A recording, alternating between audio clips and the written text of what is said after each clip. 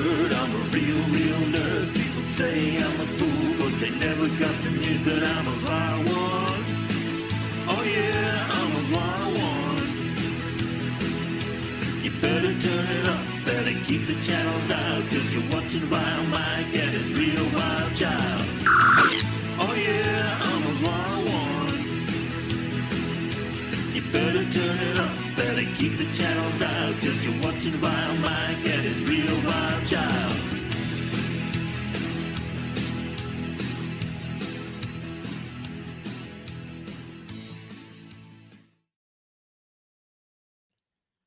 Yes, I know I was a little bit late. And how you doing, Richie? Why aren't you showing the comment? Come on, StreamYards. StreamYards won't let me show the comment. I don't know why. There we go. Well, while I wait for some people to come up, I'm going to vamp a little bit, and I'm going to tell a story, which is why... yes, I saw. I know, I'm late. I even put a little bit in there so I can make sure I can get my coffee, yeah. But while I wait for anyone to come up, I'm going to tell a little story.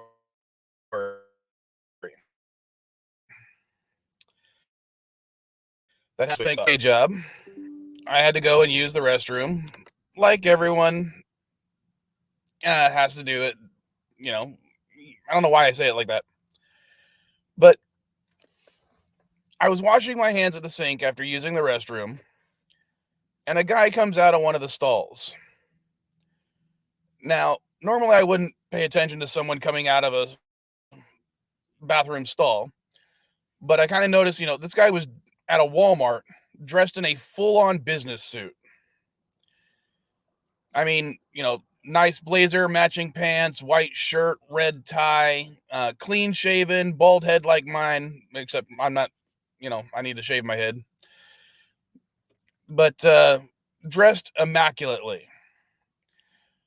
But he had visible shit on his hands. And I'm not talking about like a little smear or something. I'm talking about like chunks of shit on his hands. Like they had no toilet paper and he used his hands to wipe his ass with. And I kind of noticed that more than anything because I was at the time washing my hands.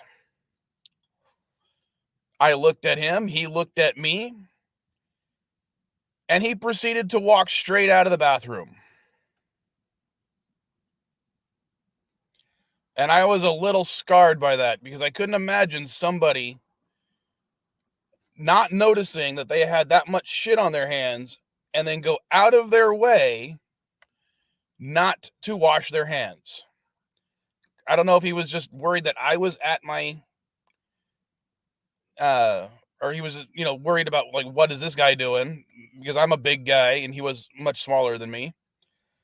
But it kind of got me thinking, like, how do you do that? But since Elia's here, I'm going to bring him up. Did you offer him any hand sanitizer? No, I didn't have any hand sanitizer on me. Sorry. And Richie's complaining because he hasn't had his breakfast yet, and I just told this story. Maybe the guy was finger painting. I don't know. I don't know, why someone would do that in the bathroom to begin with. But it kind of got me thinking about, how do you, okay. First thing I was thinking, like, should we make a law saying you have to wash your hands after using the bathroom? So we'll put that in the chat right now. I'm not going to make a poll about it, but should we make a law saying you have to wash your hands after using the restroom? What do you think, Elihu? That falls under the normality of rules of quote unquote common sense, but some people don't have the common sense. It's like jaywalk. It's like jaywalking. Okay, can you actually jaywalk if there's no traffic around? Yes, you can, but it's still illegal. Not in California. Yeah. Okay, that. Elihu, you went off on a tangent that has nothing to do with what I'm talking about. I said, should we make a law saying that you have to wash your hands after it? I'm talking about making laws. I'm talking about common sense. Like for instance, you're at a cross. You're at the intersection. It's a red light. You see no cars. You can't cross. It's a law. You can't do that. You have to wait for the law. But you can actually cross because there's no cars there. So that's common sense there. Some people actually wait because it's like, okay, it's law, it's law. They're programmed like, okay, let's follow the law. But it's like common sense. Okay, oh, I can wait. I can do this. I can or not. It's people's individuality. It's like, are they actually mentally able to actually wash their hands afterwards? Are they actually mentally able to blow their nose? Do they have to? Is there a law that says you have to blow your nose? You can't walk around with a booger in your out of your nose for public. It's common sense. It shouldn't be a law. It still didn't answer my freaking question. It should not be a law. It's common sense. Okay, and Richie seems to agree. He says you can't legislate stupid. Thank you. Yet we still require businesses to do stuff like put warning labels on crap.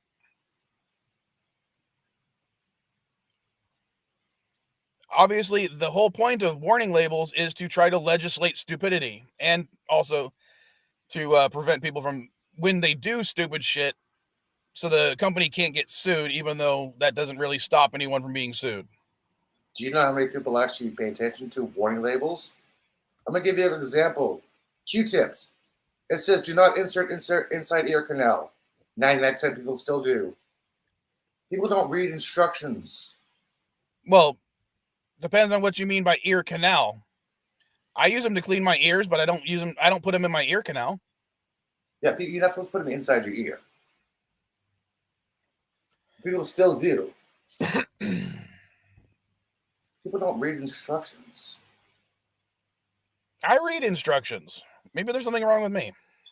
I mean, you got some pizza companies that is too stupid that they have stupid customers. They even have to print on the box, open pop box before eating pizza. I'm like, come on.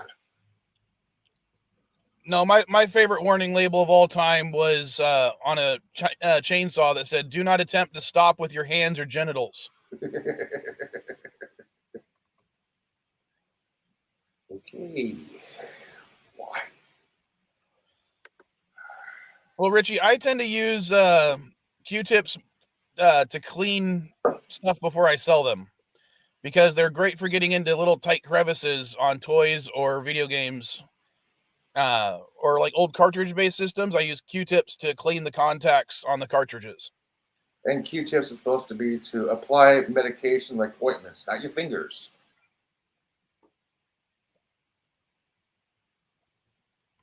I don't know why. Also, I failed to mention not Ryan Johnson's in the chat, so I got to say hey to not Ryan Johnson. Oh, I haven't seen him in a while.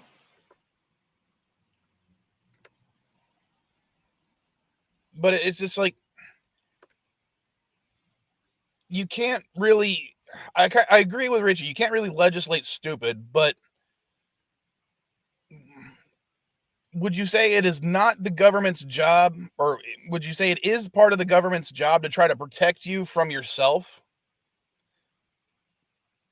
That's a very vague statement. Well, is it the government's job to protect us? Protect land and property.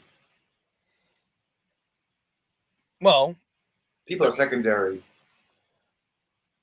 So the government's job is only to protect land and property, but not people? Land, property, people. People is the secondary compared to what the government's supposed to do. I mean, the whole idea of a speed limit on the road is to protect people, correct? Yeah, correct. And is that an unjust law? The Autobahn in Germany said it was, because there's no speed limit anymore. Except the Autobahn only has a speed limit on many parts. It's only certain areas it doesn't have a speed limit. Yeah. And Richie's saying yes to a certain degree. I mean, like for instance, when this, I'm not. Bird saying speed limit was to save gas. Hey.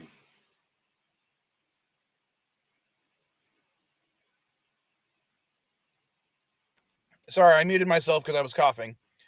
And yes, the speed limit was to save gas during certain time periods, but the speed limit was already enforced. I mean, Bird, in the early days of the vehicle or of the car, they literally put a speed limit in certain states of 6 miles an hour because it was deemed too fast for pedestrians. So speed limits, and that was back in the early 1900s. That was like the 1900s. Certain states had speed limits. Not on horses, of course, but they had it on cars. So speed limits have existed literally in this country for over 100 years. And it was not to save gas back then. It was to save lives, essentially. Yeah, because horses' carriages and horse-drawn carriages were both on the streets at the same time. Yes, but the speed limit only applied to cars, to non-horse carriages. Yeah.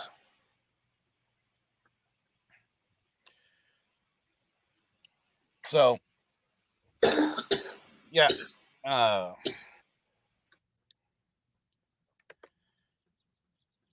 And Bird says he was talking federal. Yes, the federal speed limits were imposed during World War II to save gas. That's absolutely correct.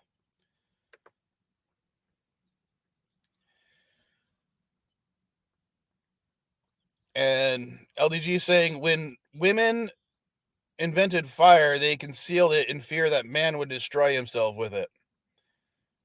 Okay.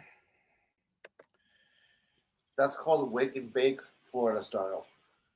And Richie saying the 25 mile per hour limit in residential areas is to protect children and other pedestrians. Wait, Richie, 25 miles an hour? Are you guys speeding? It's 10 to 15 here. Yeah, not always. If it's not posted, Elihu, California's default is 25 miles an hour. Yeah, but 2 blocks away to school is 15 miles an hour. In certain areas, yeah, unless otherwise posted. If there's no posted speed limit signs in California, the default is 25 miles an hour. I don't drive, so hey. Well, I do. I let other people drive for me.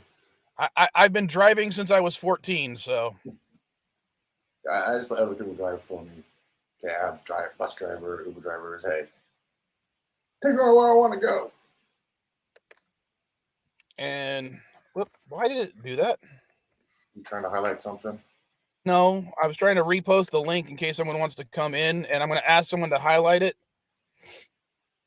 or pin it if possible, because I'm too lazy right now. How do we pin the tweet? That's you. Well, no, pin a comment. Someone who's a mod should be able to pin it.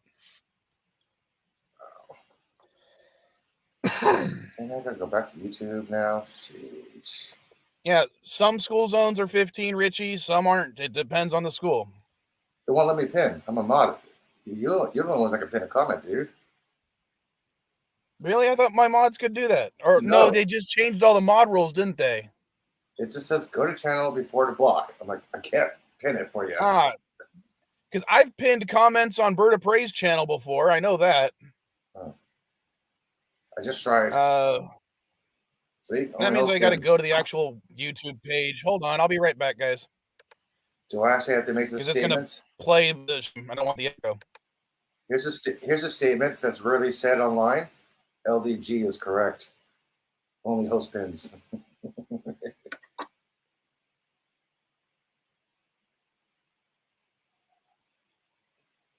Does anybody know when spring break is actually officially over?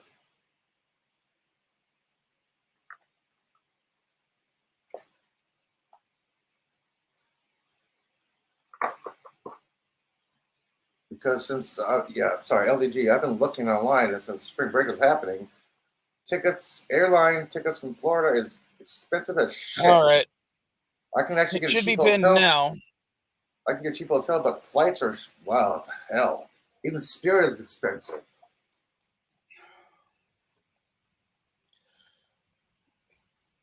Oh, man. Maybe I should just go next month. And Richard's saying, this is spring break for my kid.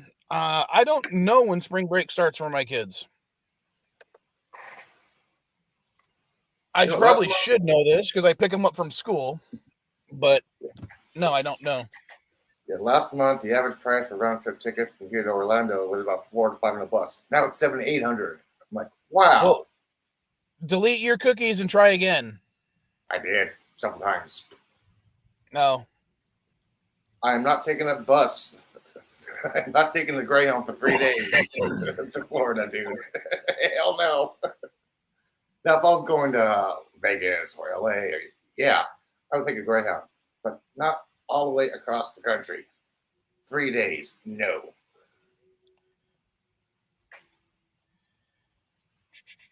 Sorry, I'm texting the younger Vile kids, asking when spring break starts for them. Richie, it's cheaper to fly than it is to take Amtrak. Trust me, I looked at Amtrak prices. I was thinking about flying there and taking the train back, but it's cheaper to fly. Like about $150. That's not getting a sleeper car. Sleeper car is like $1,200. And we have Hello. and apparently he's doing a bad British pickle. Hello, governor. Hello, governor. Is there a specific reason you're trying to do a bad British accent? Just making a sweepy off the bob, eh? Okay, That is a bad Australian accent. No, it's the same accent. He just decided to throw in the word Barbie in there to make it sound Australian a little bit. Going down the oop day. Gonna grab a Mickey on the wally It's with going. my dingo. Dude, it's going, not going. Going. Owen. Going down. It's got to have the right accent. Like, try to talk with a southern twang, but roll your tongue. No, my buddy Jake, last time he was, or not last time in the States, but one of the times he was here in the States, he was trying to teach me how to talk with an Australian accent because he's from Australia. And he actually wrote it out in, letters and everything, the phonetics of how you should say certain things to make it sound like you're from Australia. Like the vowels are pronounced long, A, I, E, I, O. And the first thing he tried to get me to say was, "Oi, mate, how are you?" Why, mate, how are you? Oi, mate. Oh, yeah. But Oh, the yeah. the way he wrote it out is OI MA apostrophe T Why, mate? OW Oi is OI. OW Hello. What's going on, boss? YA. But that's how he wrote it out. And he's like, just say it like this. Oi, mate. Ow, aw, ya. Like, ow. You got hit. Not how. Ow. Dude, you trying to talk Australian is like Ozzy Osbourne trying to talk like a Californian. Okay? Doesn't work.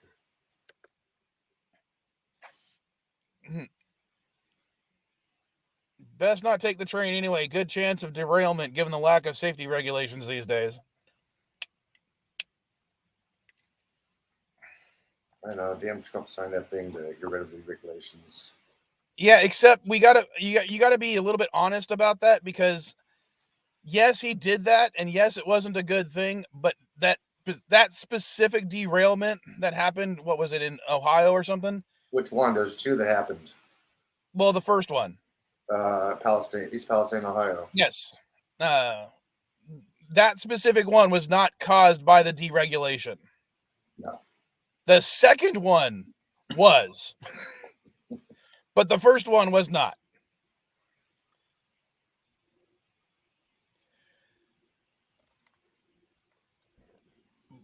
I just want to make that clear. And I hate the fact that I have to defend Trump on that one. But I'd rather tell the truth than lie. No, we don't, Richie.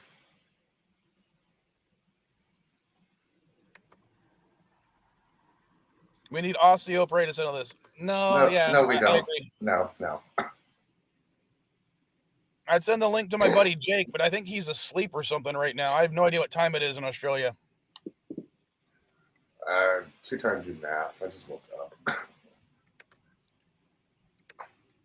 Okay, I've been awake for an hour and a half. What time is it right now in 2 o'clock Melbourne, in the morning. Australia?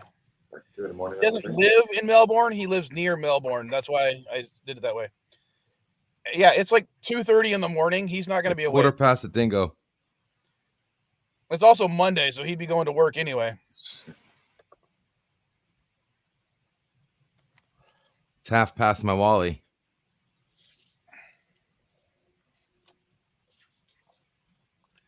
Quarter to down under. All right. So since I don't think you actually said anything too much about it, do you think that there should be a law forcing people to wash their hands after they use the restroom? LDJ? No, I think they should. No, I think they should put. I think they should release something into the air that automatically keeps everything clean all the time. Okay, that doesn't really answer the question.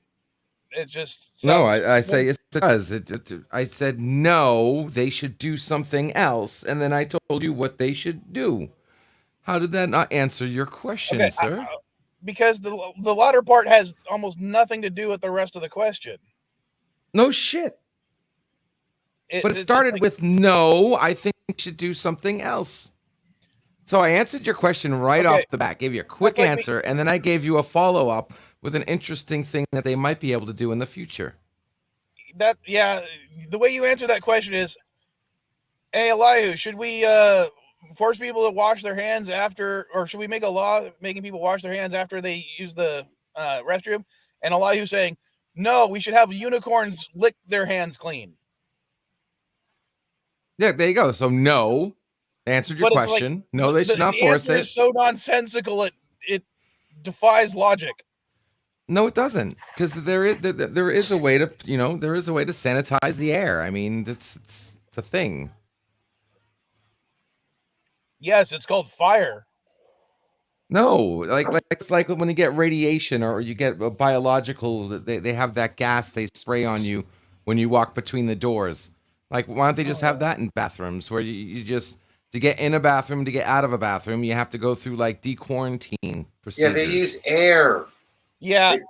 They don't use chemical. It's air, I prefer the stupid law to LDG's doomsday air sanitizer. Yeah, dude, when you walk into a decontaminated room, they don't spray you with a chemical. It's air. They blow. It's air. Whatever. We have sanitized spray, right? Don't they sell that? You spray it in the air, Lysol, whatever, and it's supposed to kill 99.9% of gingivitis.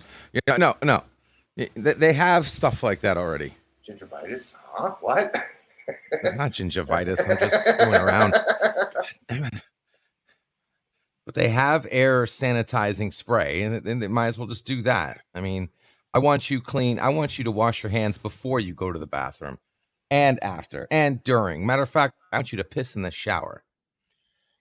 Oh, and to answer Richie Poole's question, the official reason for the East Palestine train derailment was due to a faulty wheel bearing in one of the train cars. And one of the reasons about the reason that the regulations didn't affect that particular train derailment was because the hazardous materials that were supposed to be labeled on train cars, the previous legislation was if the train has under a certain amount of hazardous waste train cars, they weren't required to place them.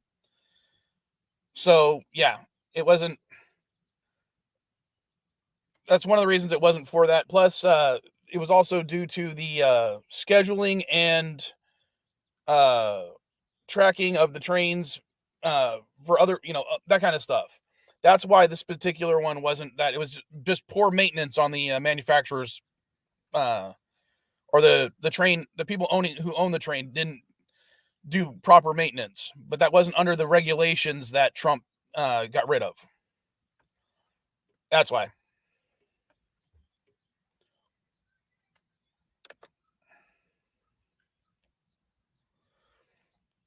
And not Ryan Johnson says, this is what happens when you let LDG on the stream. It goes downhill quickly. Yeah, Bird is reporting this channel for his misinformation, medical misinformation by LDG.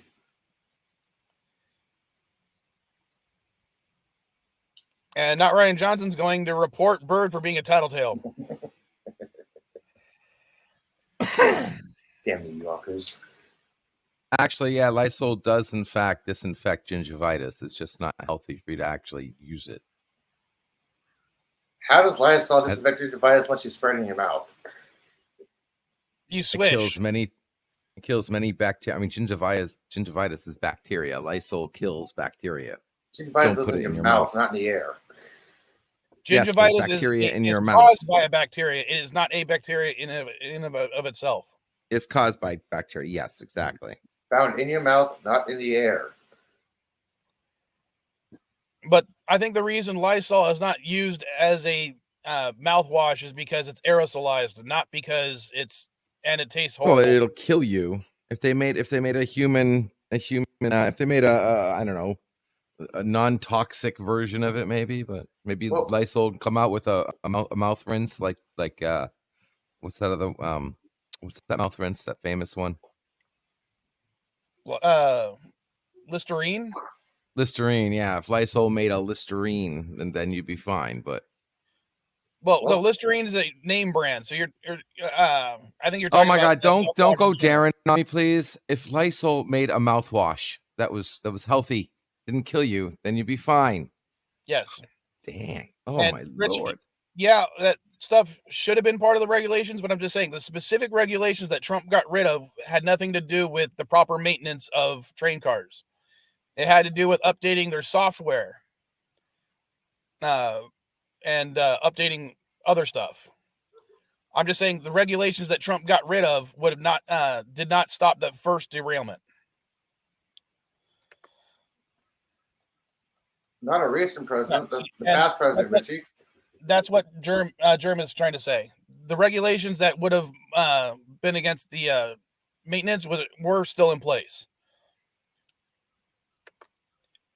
And the other, let's see, Richie's saying, can we inject disinfectants directly into the human body? A recent president suggested that might work. Yeah, that so-called president also looked directly into the sun during the solar eclipse. Yeah, I'm going to trust that person.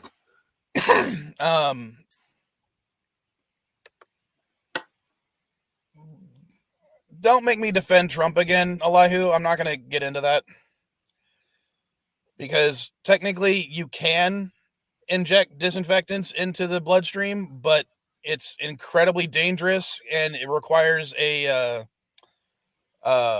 microdose. Not microdose. It requires a dialysis machine. Counteragent. I don't know why that word was and the fact that the dialysis machine aspect of it, there's already a shortage of those things in this country, so it would not have necessarily worked.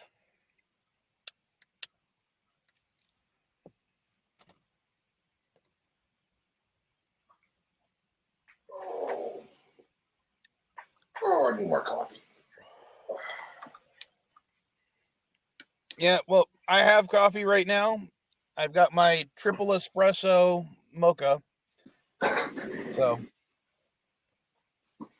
I'm happy. I just got my coffee pot.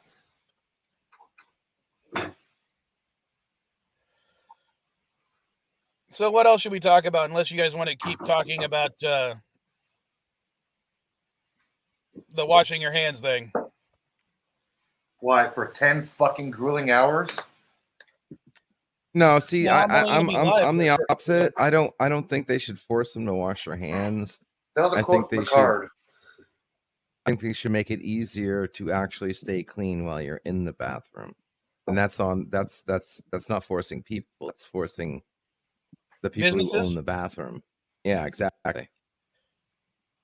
I mean, if you're gonna sit there and try to say you're gonna waste money on no touch soap and touch this and no touch that, then why the hell does the door doesn't automatically open? Like that's just a waste of money. You literally are touching the most dirtiest thing in a bathroom, the handle to the door. Well, most of the Walmarts I go to at least have the little things on there so you can open the door without using your hands. That's beautiful. I wish more people did that. Thanks for mentioning the 1.1.1%. It's a little thing. It's a little like pedal thing they put by the doors. Yeah. ADA Exactly. compliance. Yeah, it's supposed to be ADA compliant. Yeah, everything should have been controlled by your feet. That's perfect. Matter of fact, water, feet, towels, feet, I'm so flushing, now, feet. I hold feet. on. I really got to apologize to Richie because ruining somebody's coffee experience is something that has to be forgiven. So I have to ask Richie for forgiveness because I wouldn't want to wish that on anybody because coffee is king. Yeah, but coffee shouldn't be brown. It should always be black. Who drinks brown coffee? Disgusting. Well, I my drink coffee's brown brown because it's a mocha. My coffee's black because I don't add anything to it. I like the taste of coffee. I only like, ironically, the only time I like my coffee black is when I'm drinking espresso by itself.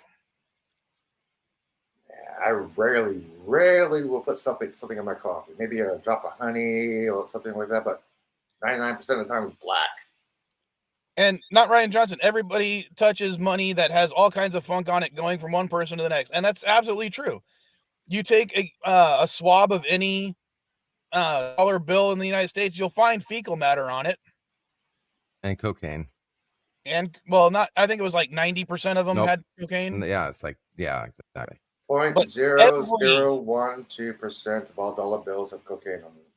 But they said something along the lines of any dollar bill that has been in circulation for more than 6 months has fecal matter on it. Every dollar bill.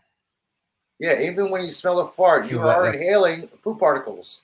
Yes, you are. So it's like, from a scientific standpoint, I know that virtually everything I touch that's within a public space probably has shit on it. But it's the visual aspect of it as well. Every and it's toothbrush in the also the bathroom aspect has shit of, on it. Well, that's why I keep my toothbrush covered. I just sink mine in Oxycontin. No, not Oxycontin. What's it called? Damn it. I was gonna say, you stick your toothbrush in Oxycontin and no. It's the words on the tip of my tongue. What's that stuff? It's in toothpaste, but I have like fluoride. Peroxide. Yeah, peroxide. Oxyperoxide. Hydrogen peroxide. Yeah. Yeah, but the chemical balance turns into oxy, doesn't it? I gotta ask this: do you actually just put it into a cup of hydrogen peroxide, or which is actually pretty good? The not the bucket. You buy it in these brown containers. Bottles. Yeah, I just stick it in the bottle and turn the toothbrush on, and it shakes free all the. Okay. You do know that opened hydrogen peroxide slowly just turns into water, right? Turns into air, yeah. That water. No, it turns into water. Evaporates. No, it doesn't evaporate. The H2O2 is an unstable molecule. It actually will break down into hydrogen, gas, and water. Let me double check that. Where's the chemist? Well, she's probably drugging her mom. I 100% agree with you there, Germ. LDG brushing with oxycodone would explain a lot. Oxycontin, yeah. And Richie also makes a good point. Even processed foods are allowed under regulation. H2O2 amount of fecal matter in it and bug parts. Breaks down into water and O2 gas. Thank you.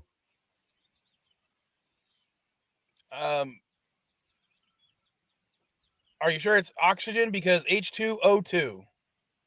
Yes. You're right. You know what? You're absolutely right. Because it has to connect with another one where it gets the O. Yeah.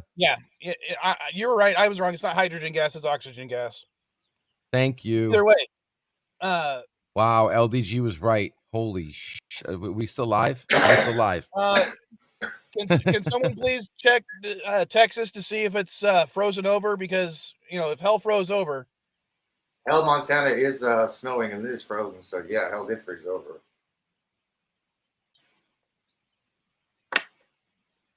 Well, they can blame LDG. He was actually right.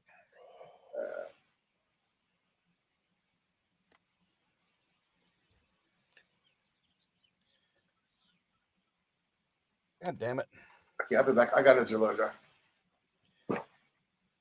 Make sure you wash your hands. No, I will not wash my hands.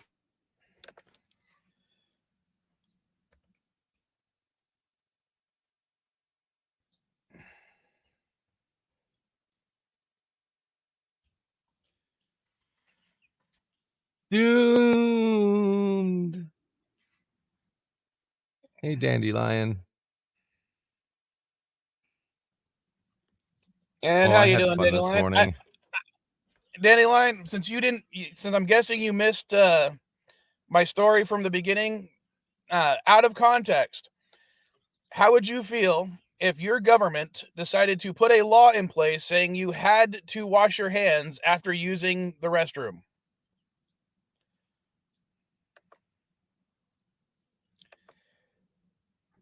LDG was right. We're still here. The universe hasn't ended. That was a close one.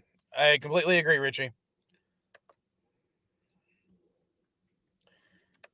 LDG was right. That's one of the 7 signs of the apocalypse. We're doomed. Well, I'm glad you're good, Dandelion. I love you all. Just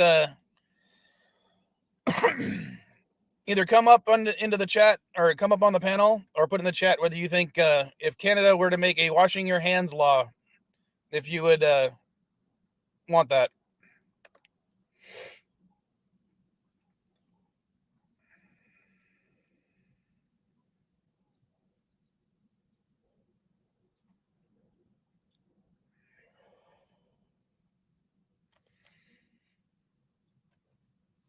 Now, I do want to say I've seen some pretty weird stuff inside the Walmarts like that because I've actually seen both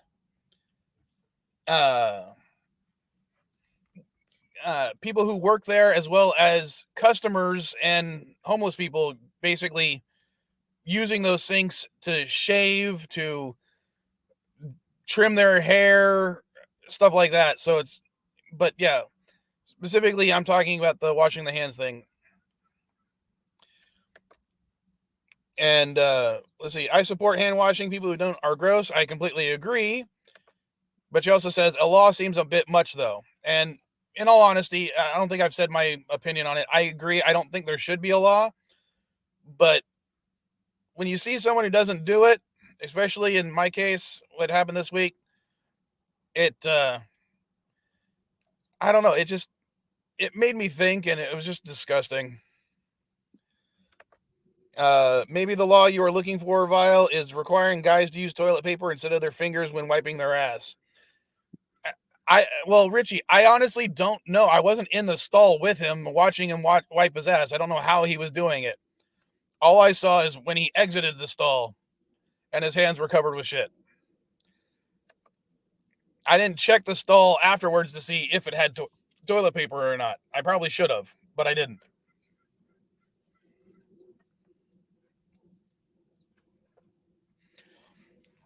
And Dandelion, I'll go ahead and retell the story in condensed form for you. While I was working this week at one of my Walmarts, after using the restroom, I was washing my hands when somebody exited one of the bathroom stalls with their hands covered with shit, and he just walked right past the sinks and left without washing his hands. So, all right. She says, I'm just getting out of bed. I'll join you all in a minute or two. Got to make some tea. I completely understand. Hopefully it's caffeinated tea and not something without caffeine because, this is the CNA stream. Dude, tea has more caffeine than coffee. Some teas have more caffeine than some coffees. Maybe it was what the fuck? No, shut up. Green tea has more Right. caffeine than was black tea. Green tea, yeah, green tea has more caffeine than regular coffee. Sorry, I had a pop up, and it bugged me. Bird of Prey was saying maybe it was chocolate ice cream. It's entirely possible. It goes nutty if it's Rocky Road, right? Haha. But yeah, it could easily have been something else on his hands, but still, it did not look good coming out of the. I mean, there was chunks on his hands. That was the worst part. I mean, like visible chunks. Like he was playing with brown Play-Doh. On another note, I was at a Punjabi wedding. Hopefully I'm pronouncing that right. Wedding last night. Getting late start to my day. Well, hopefully you had fun at that wedding. Were you always a bridesmaid? Oh never my a God. bride? Oh my God. Oh my God. Oh my God. Oh my God. Yo, breaking story. Okay, so I just asked the AI, in a creative Trek story, would you be able to find the changeling's bucket and scan the residue to help the scanners find it? And it actually, oh my God, you're not going to believe this. It literally says, certainly in a creative Star Trek story, it is possible to imagine a scenario where the crew of a Starfleet vessel must track down a rogue changeling who has managed to evade detection by shapeshifting into different forms. Dude, oh my God. Dude, that bucket made no sense. Number one, the bucket was Bajoran. Why would any changeling need a bucket, a Bajoran bucket? Number two, Odo only used that bucket when he had the village's relaxation form. He then realized he didn't need the bucket. He can transform to any shape. Why? Yeah, okay. I'm focusing on the more important thing here. And when you go into the scene, you do not see the shadow of the bucket in the window. I agree with you. What the hell? Dude, my point is the fact that they used AI to generate the freaking script for Picard, and I just asked the AI randomly, and I swear to God, guys, I did not do any trickery. I didn't tell the AI anything before. I mean, I got it right here on the screen. Okay, I literally just said in creative story would a changeling bucket scan the residue to help the scanners find it, and it literally, not only is it saying rogue changeling, sound familiar? Scenario where a crew Starfleet vessel must track down a rogue changeling. Are you freaking kidding me? One such method could be to locate the changeling's bucket, a term used in Star Trek lore to the container which changelings keep their gelatinous form while not shapeshifting. Only Odo did that. If the crew is able, if the crew is able to, overthinking it. Yes, you're not listening to me, Elihu. It is if a crew is able to locate the bucket, they could possibly scan it for residue DNA and other biomarkers to track it down. Dude, this is the plot of Picard. Unfreaking real. And I swear, dude, it's the only question I asked it. All right, I totally thought that this was not going to work, and I thank you for the spoiler, LDG. I appreciate that. Holy crap, dude! AI did write Picard.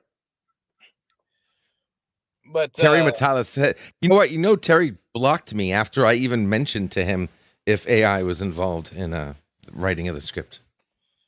It got that information from the internet. All the information is there, and but I think it's the correlation of how it retrieved the information and expressed the information to LDG. What he's amazed by, not the fact that it actually did it. I asked it just a simple question, and it came up with the damn plot of Picard in that episode, the last episode. Well, again, thank you so much for the spoiler, LDG, as I have not seen Picard season 2 or 3. Don't worry, because even if you did watch it, you still haven't seen it. It's that bad. Even if I did watch it, I still haven't seen it.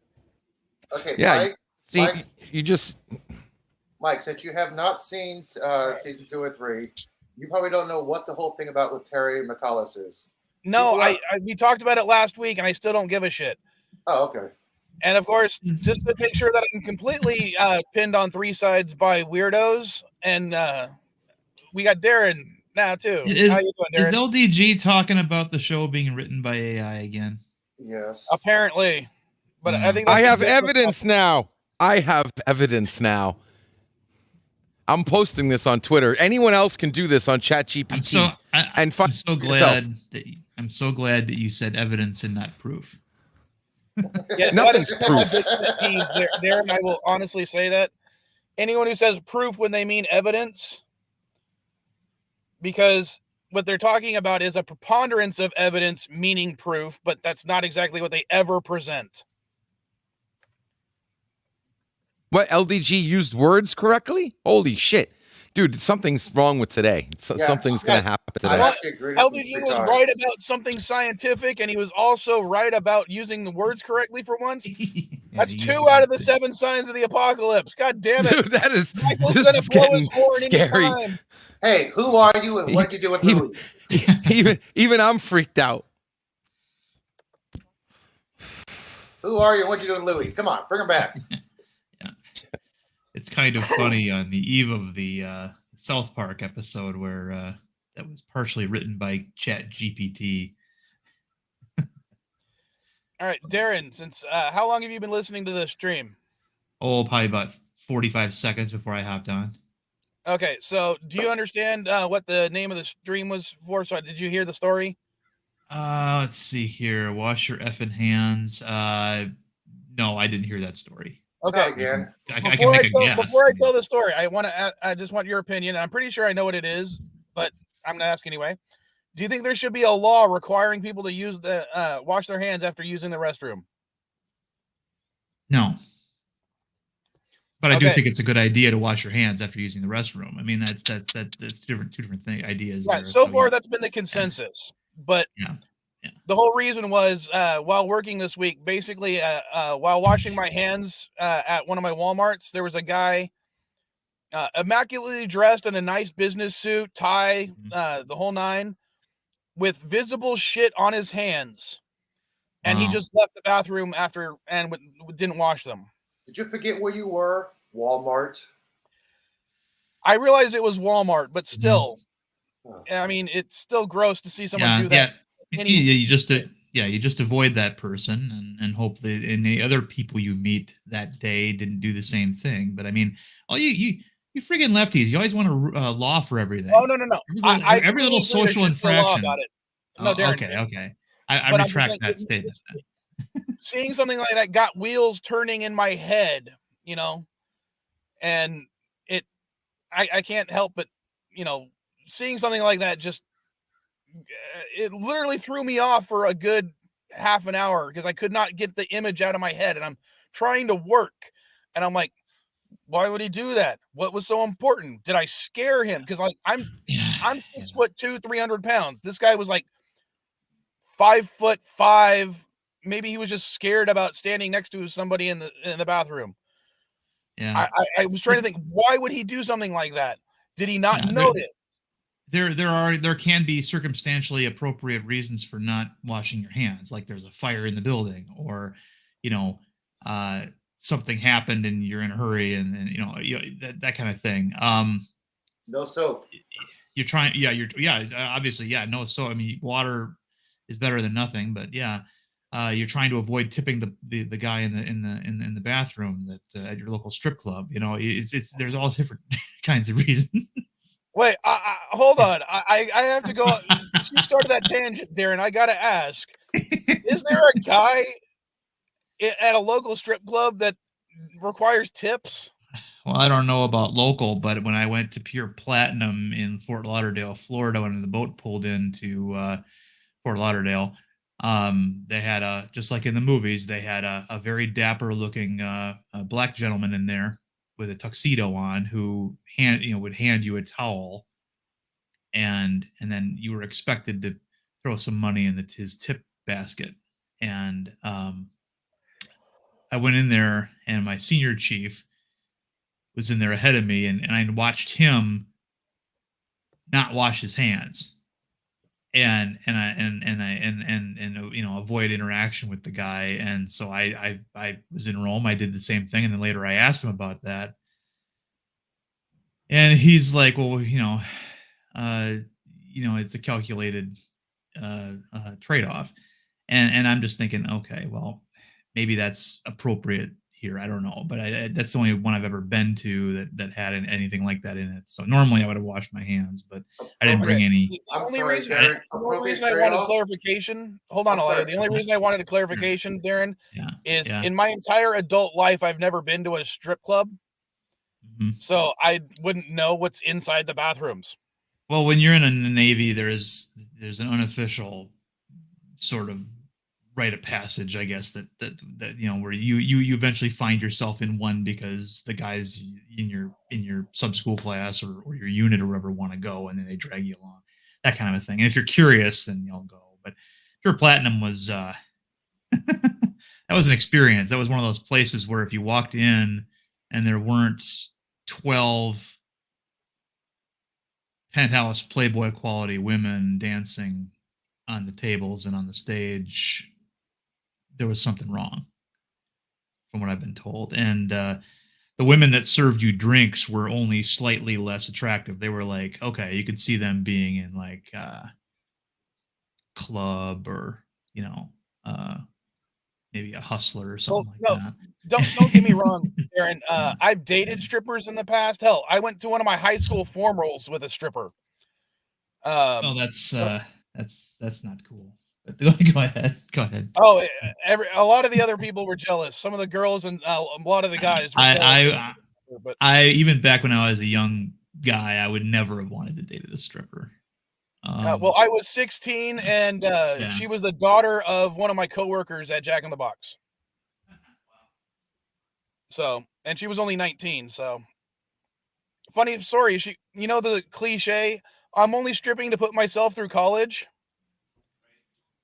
She was actually doing that after she went to college to become a dental hygienist, and after she got her degree, she moved to Las Vegas, ironically, and became a dental hygienist at a dentistry office there.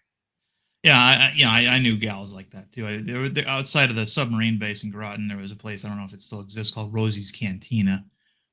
For a while there, they had to change their name to Rosie's Cafe because of a legal thing in Connecticut, where if you this is so strange, you had to pay, I don't know, some kind of, or have some extra ordinances to pay attention to if you were a cantina or a bar. But if you said cafe in your name, they left you alone. So for a brief time there, all the strip joints in town renamed themselves as cafes.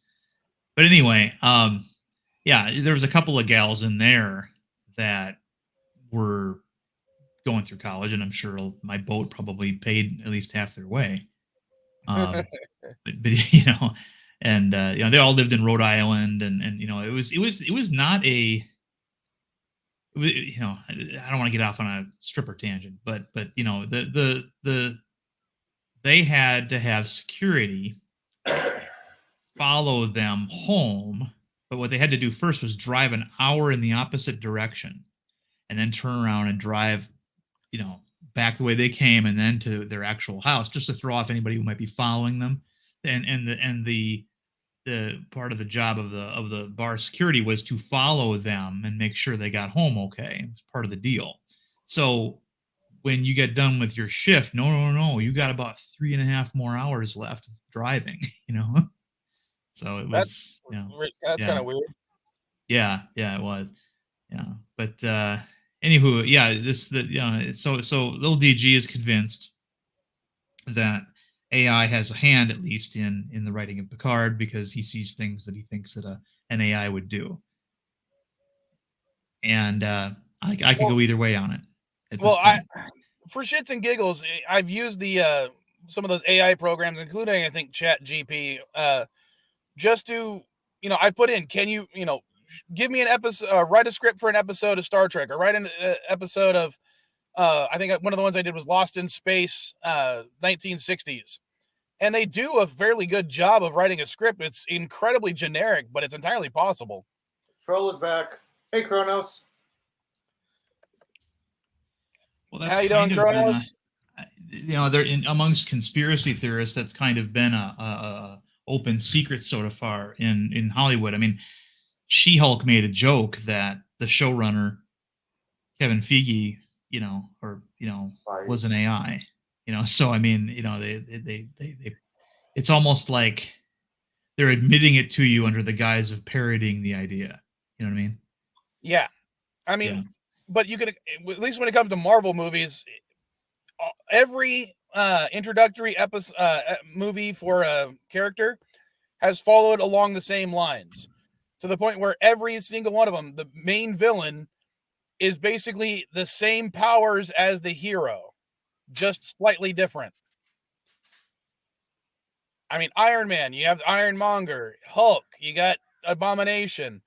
Superman, you got Zod. Okay, that's not a Marvel movie, so thank you Okay, very much sorry. for that one, Elihu. Sorry, I'm I heard going you with listed Marvel movies. Marvel. Sorry. Ant-Man, you got Yellow Jacket. Captain America, you got the Red Skull. I mean, every single one of them, it's the villain has the same powers as the hero. Spider-Man, Venom.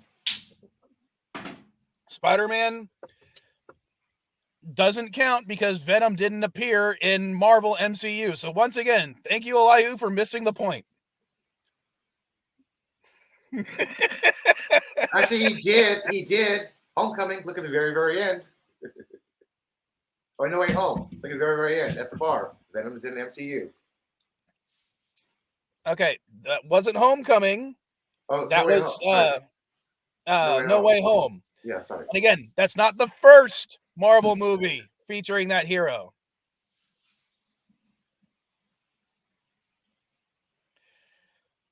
And no, Kronos, we're not going to do that because I'm not going to be that mean to Darren.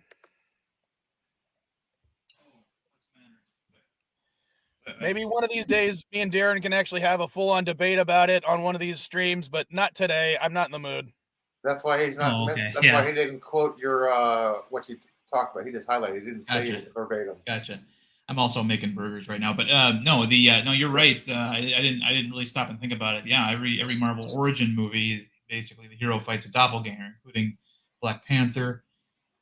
Yep. Guardians of the Galaxy, not so much because that was a team.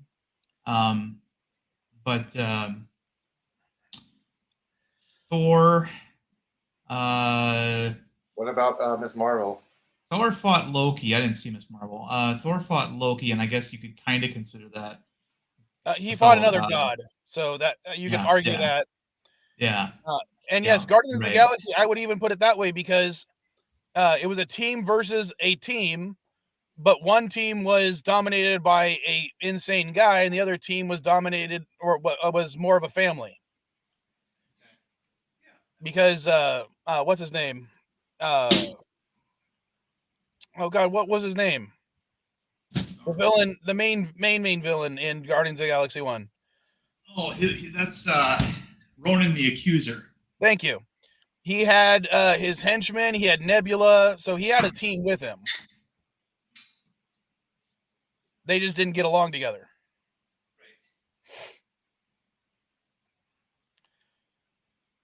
Well, if you want to talk about equal powers, yeah, Guardians of the Galaxy Volume 2, because Ego and Quill basically had the same powers. Okay, but that wasn't the whole point I'm making, Elihu, was introductory movie for an MCU character. The main character tends to face off with a villain with the same powers. Okay. The only time they didn't do that was Spider-Man. Yeah, he didn't get an origin story, which I'm glad. I'm tired of hearing his origin story. Well, that is interesting, and I wonder if that has also something to do with economics. I mean, but I guess it wouldn't because it's still, in the case of, for example, Captain America and the Red Skull, that was, I mean, that is his primary villain. Yes, but in the comic books, Red Skull doesn't have the same powers. That is true. Yeah, he didn't get the same powers until much later. When his original body died, and he got a clone of Captain America's body to inhabit. So yeah, but I mean, hell, Doctor Strange, he fights off with another wizard. What else? A couple different wizards. Yeah, I mean, it would be interesting to have. It would be interesting to have a superhero that shows up that fights a villain that has a completely different power set and things in his first outing. Yeah, and as I said, the only one I can think of offhand is Spider-Man. Granted, they both are animal themed. One's an animal themed villain, the other one's an animal themed villain hero, but they don't have the same power set. One's with technology, the other one's bioorganics, or changes plus technology. Yeah. So plus the suit, which was yeah. So do you think? So do you think when a new Fantastic Four movie comes out as part of the MCU, who do you think would be their main villain? Doom, honestly, or will they still go with Kang? Honestly, if the pattern that Mike holds up, the only one I could see them actually fighting is a super villain team called the UFOs. Oh yeah, which are actually Go ahead. Sorry for interrupting. Super Skrull. Yeah, they've got secret invasion planned. That's also a good one. Yeah, I would agree. But if you're keeping more strict to the theme, then the UFOs would have been the one that. But I think it would be more economical to do Super Skrull because he's mimicking their powers, so you can repeat the same special effects designs. Yeah, that Super Skrull probably is the more likely candidate. But yeah. The only reason I bring it up is because of the whole secret invasion thing they have planned. Super Skrull would be so easy for them to do, and he would have the same powers. Right. And and the good thing about that also is, I mean, one of the mistakes I think that the last couple of attempts that they've made at Fantastic Four movies was including Doctor Doom in the first movie. I agree. I think that and of course heavily modifying in some cases Doctor Doom, and they got to keep him. I mean, he's actually in a tier that is also occupied by the likes of Kang. So I mean that they'd hopefully be setting him up for a future, big tussle. If anything, after Kang, Doctor Doom should be the next main villain. And unlike the rest, he shouldn't be defeated. He should be, realize his place and just trying to make his country better. I've also heard the idea of Galactus as well, but they've kind of already sort of half-assed did Galactus, and over at Fox they might be.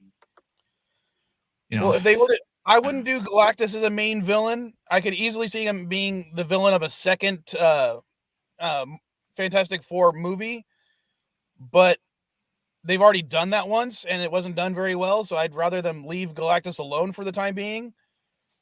But that's just my personal opinion. I read their pitching ideas for a Silver Surfer. Well, I kind of wish that Marvel would leave everybody alone for a while. I actually think that Marvel needs to retool and work on quality and try to get themselves back up to where they were in the first two phases. Well, I'd like them to keep making these smaller movies just to keep the franchise alive for a little bit. Focus on the smaller characters like Echo. I mean, I don't have any real interest in seeing Echo, but I like the idea of them making a movie about a character that is fairly new and doesn't have a lot of baggage attached to him, so they can do whatever they want with it.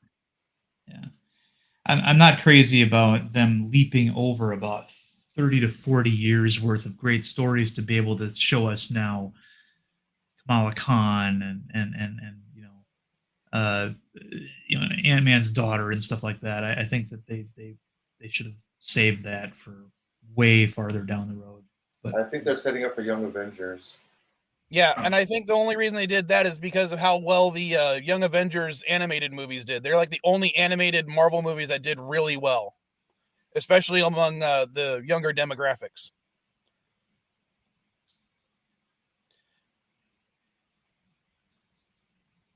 Oh, no one's going to try to disagree with me on that one?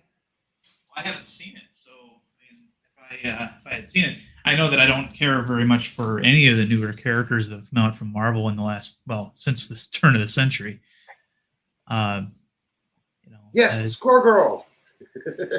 Squirrel Girl came out in the 90s. Yeah, I was gonna say Squirrel Girl came out in the 90s, and I would love to see a Squirrel Girl movie where it's not necessarily a movie about her, it's just her telling stories to Jessica Drew's baby. And it could be like an anthology series where she's saying, "Oh, did I ever tell you about the time I beat up Wolverine? Did I ever tell you about the time I beat up Galactus?" And it could be really funny.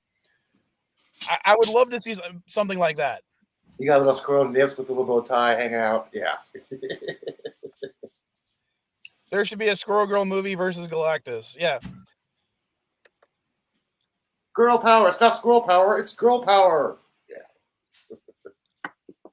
I love that character, Squirrel Girl. But yeah, that would be funny, I think. What do you think, Darren? Since you're a Marvel fan, at least in some aspects.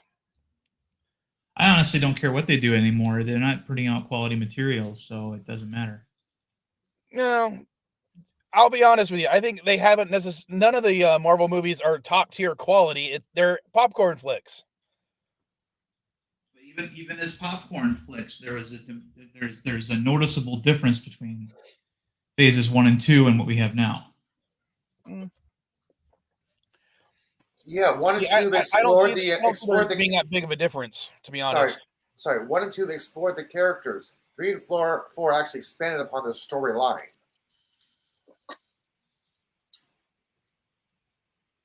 And I think that Feige is doing the same thing with 5 and 6, redoing storylines, then introducing characters, then do the storylines. I think it's doing the repeated 1 and 2 for 5 and 6.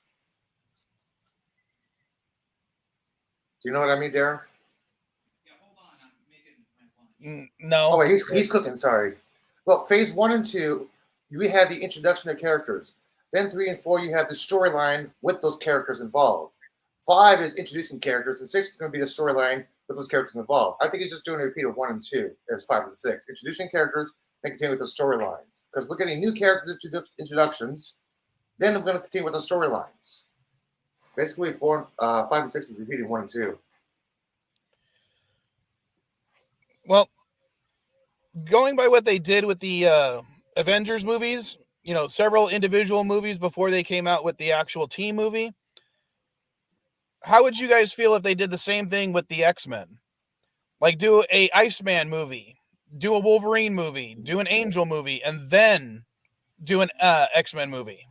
No, I would be against that because they did not have individual action heroes until they joined the X-Men.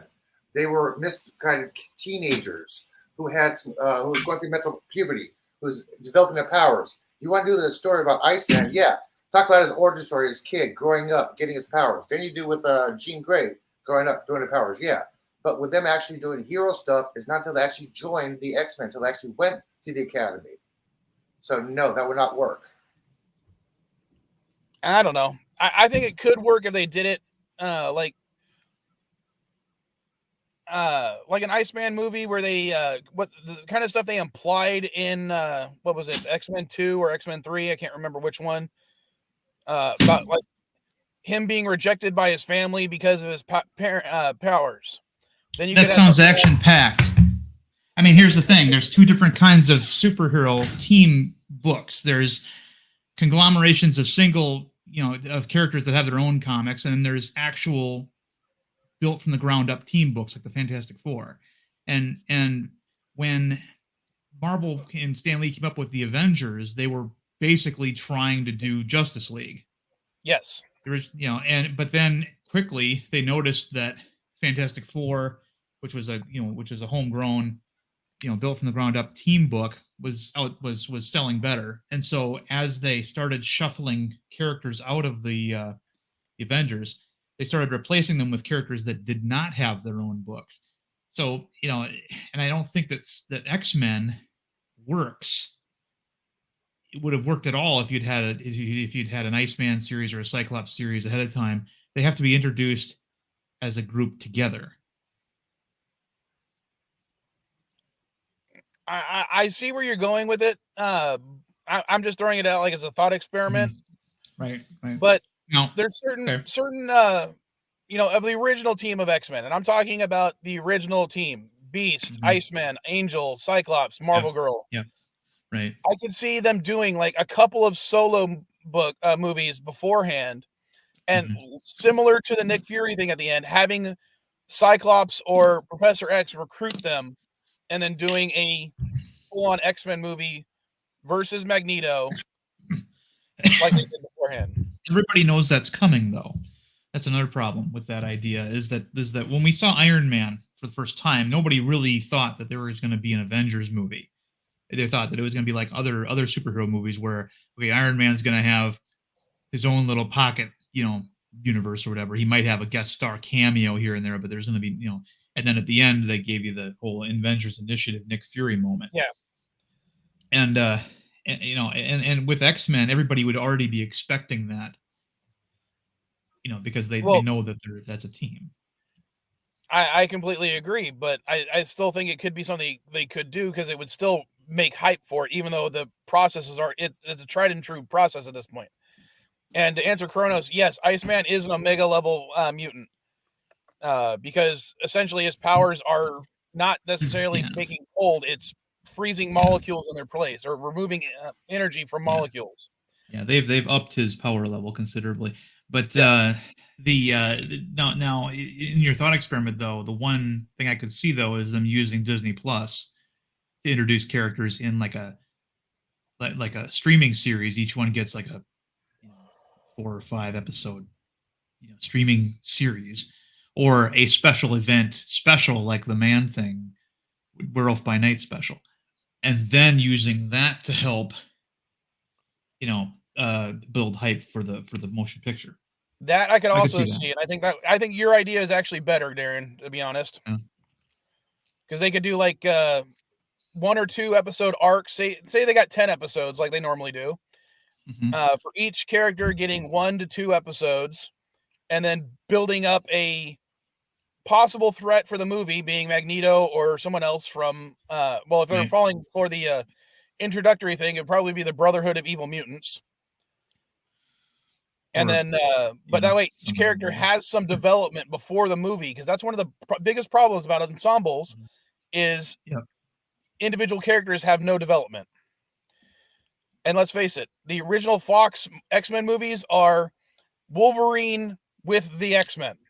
Right. Actually, I think the Inhumans can have their own individual stories. But I mean, Disney Plus to me has not been utilized the way it should have been. And the one standout. I mean, I did think that WandaVision was interesting. I know that LD is with us, and he might blow a blood vessel. But I did think that WandaVision was actually a fairly decent program for what it was, and and I saw it for what it was. It was to set up things in the MCU going forward, and managed to still be somewhat entertaining and keep us guessing. And the rumor mill kind of helped that a little bit. But one of the most successful things on Disney Plus, that I watched while I still had it, that I'm still kind of excited to see more of, was the Werewolf by Night Halloween special. I want to see more of that guy and also of Man-Thing. I think they actually pulled off a decent Man-Thing in that, and have the two of them together, especially as sort of a almost like a buddy cop movie meets Laurel and Hardy, kind of thing. I think that would work. Isn't Man-Thing just a ripoff of Swamp Thing? No. Man-Thing actually predates Swamp Thing by at least a few months.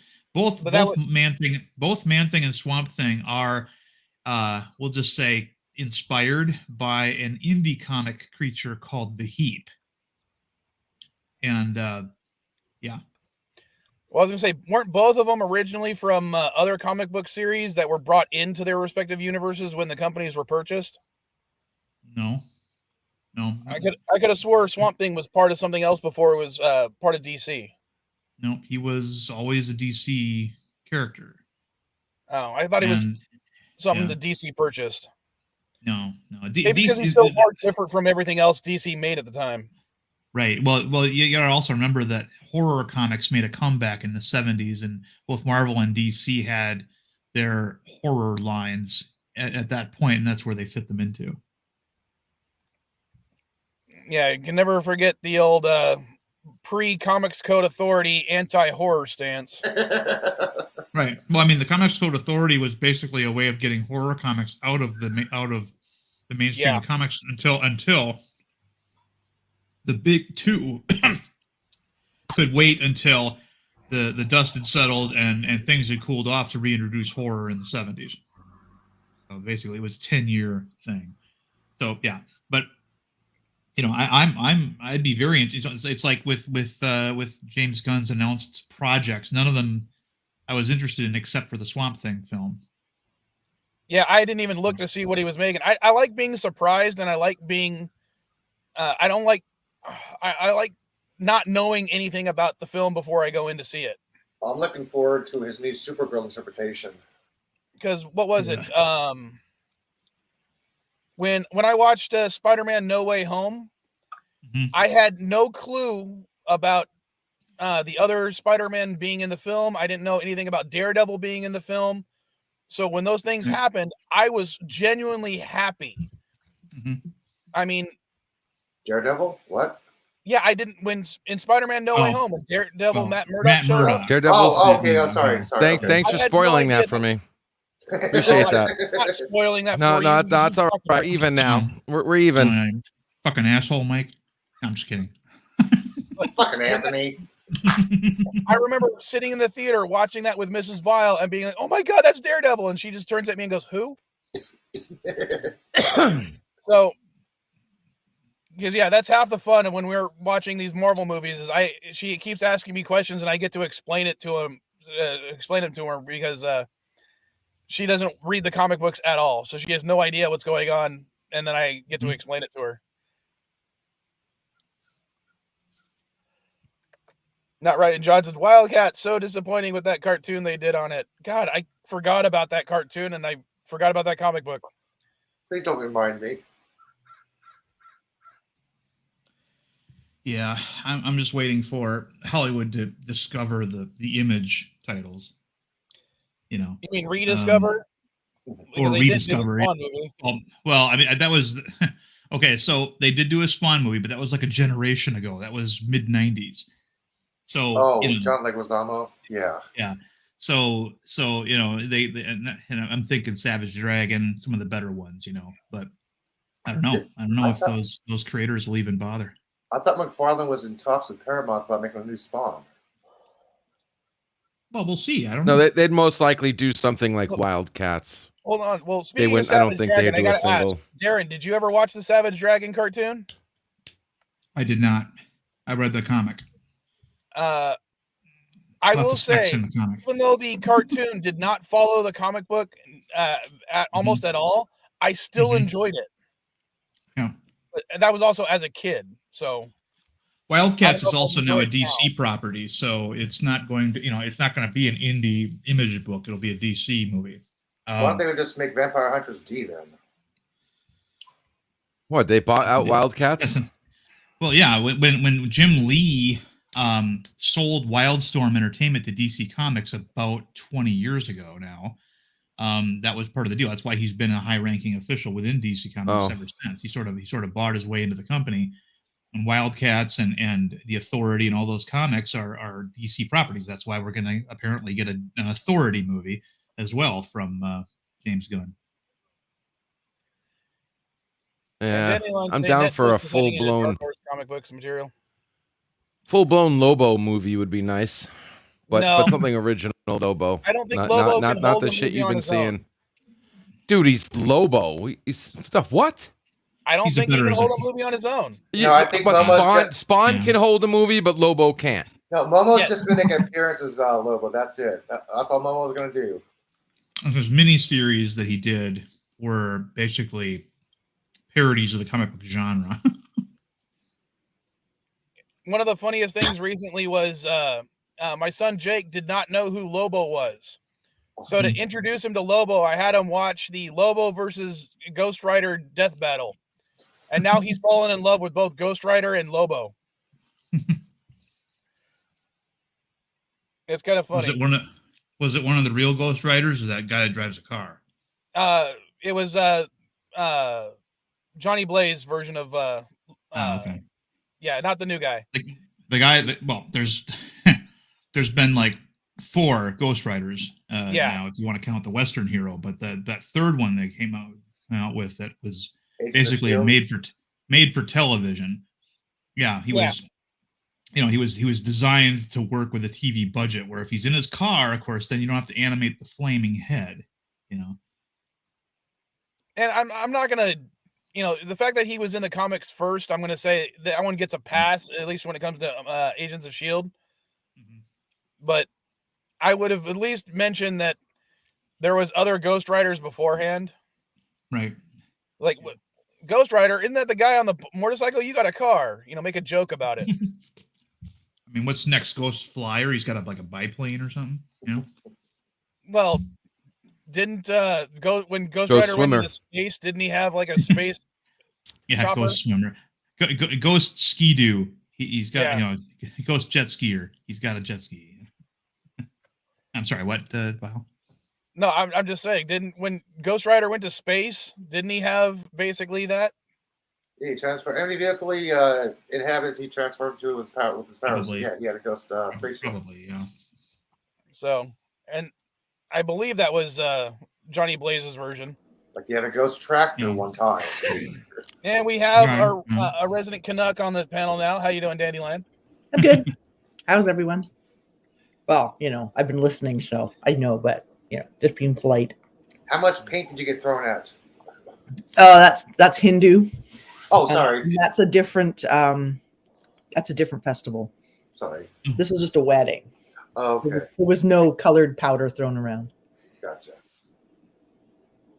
So, were you a bridesmaid? No. It's just people I work with, so I just attended. The wedding was actually the day before, and then the reception was yesterday. Did they throw in the at least some anglicized things like throwing the bouquet? Oh, hell no. No. It was actually kind of nice. All the shit I hate about like North American weddings, they don't do speeches. They just do they like announced people coming in, like bridal party people, like the mom, the dad, the moms, the dads, stuff like that. And those people would go up and do a little dance to the music, the Punjabi music on the dance floor, and then they'd call the next person in and they'd do a dance. It was very nice. The bridal couple came in and did a dance. It's very good, very Bollywood-ish. I'll be honest, I've never been to one of those types of weddings, so. Well, expect the music to be really loud, and actually no. A lot of time you listen to like music from India and it's like a tick a tick a tick a tick a tick. There wasn't a lot of that going on. Actually, it was more like modern, electronic kinds of. They serve you food afterwards. They serve you food almost constantly. You get in and there's appetizers already served. Did you bring a sandwich? No. I like Indian food. I did not. I actually don't like sandwiches. Oh, I'd rather eat God. Indian food than sandwiches. I'm No not a huge, coffee and no sandwiches? What's wrong with you? I don't know. I just don't like She's Canadian. bread that much. No, it's me. It's definitely me. Lots of people here eat sandwiches. I've just never really enjoyed sandwiches that much. Sandwiches is a staple lunch in America. Yeah, but if you don't I love have, sandwiches. I don't mind a wrap. Like I'll take like a flour tortilla and put some like bits of stuff like, sandwich fillings in that and roll it up. But Cold burrito. well, okay. But yeah, I'll eat something like that. But I'm just not really I'm not into sandwiches. I don't know what it is. I think bread gets too stale too quickly and then I just don't enjoy it. Maybe you're using the wrong kind of bread to make a sandwich. Well, the right kind of bread that would stay moist, I wouldn't enjoy. Funny thing that happened on Friday, I had some leftover bread from making sandwiches in my car because for lunch I had basically bought some lunch meat, some cheese, and some bread. So I had like almost a full loaf of bread left over afterwards. Mm-hmm. When I picked up my kids from school, my youngest daughter for some reason, had her pocket full of salami in a Ziploc bag. So she whipped it out. And I'm like, that's funny. I got bread. And she was like, okay, cool. So she just started putting the salami on the bread and made a sandwich in the car right there. Oh my gosh. And I'm like, why did you have salami in your pocket to begin with? And she's like, because it's salami. She's your kid, all right. And I'm like, yep, you're my daughter. Was it like pre-sliced or like a stick of salami? Pre-sliced. Interesting. So she had just grabbed a package of salami in the morning and was eating it at school all day. And people wonder why I didn't have children. We know why. You can't make a sandwich. That's right. That is exactly why. The only reason. So if we were married, if we were married, I had to say, darling, could you go make me a small pizza or something like that? Yeah, I would actually be able to something, make you a pizza or, roast meats or, I can cook. I can make a sandwich. I don't want to eat one. I will happily make all kinds of sandwiches. I just don't want to eat them. Well, when you said about the whole wrap thing, like Mrs. Vile gets mad at me when I take tortillas and I make bologna sandwiches using a tortilla instead. Well, I would just get mad that you're eating bologna. Like, what the hell? Yeah. I don't eat pink slime-based products. Well, I'm poor, and I tend to only go out to eat, or at least I try to only go out to eat when I've got friends or kids with me. Mm-hmm. Yeah, that makes complete sense. Dude, I'm poor, and I haven't had bologna in several years. Okay. I mean, a package, 2 pounds of bologna costs like $3. Get a 2 pound block of cheese and a loaf of bread. You've got meals for like 3 or 4 days out of it. I can't stand the taste of bologna though. So I'm not a fond of bologna either. Disgusting. But the local butcher shop makes delicious Black Forest style ham, and I enjoy buying that and putting that in my wrap. Or I'll just chop it up and put it on a salad or something. now I just want to see Bird singing My Bologna by Weird Al. My bologna. Yeah. And no, Kronos, I don't think anyone here is vegan. He's asking, is someone a vegan here?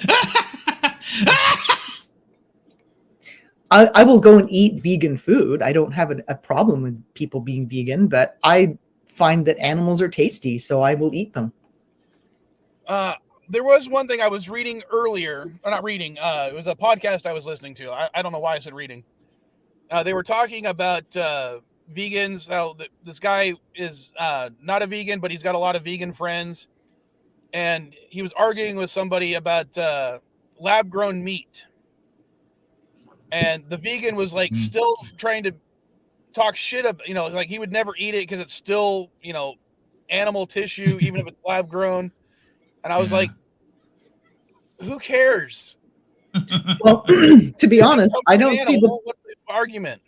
I don't see the point in veganism. I think plants are a higher life form, so it's like probably more like corrupt of your karma to eat those. So, but I understand it from a resources point of view. I suppose it probably takes somewhat less resources to make plant foods than other foods, but we were talking about superhero movies, and then Dandelion Fluff shows up, and now we're talking about granola and shit. Sorry.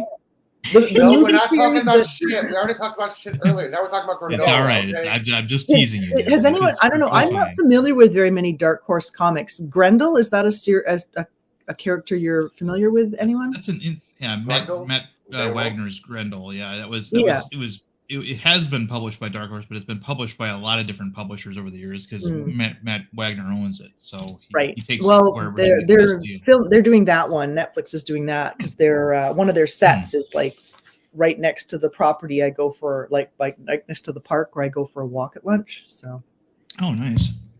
Yeah, so I get to, well, I actually don't really see anything because they, there's a berm and then there's like all the like pretend buildings, like just the plots. That's a pain in the ass. You got to close off traffic and all kinds of shit. No, they don't. They don't because.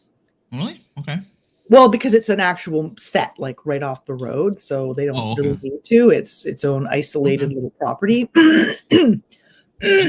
Sorry, they used to sometimes. They had Psycho, the TV series was right in that same area. I mean, it's been torn down now, but it was always kind of weird to drive down the road and then drive past the Psycho hotel with the house on the hill.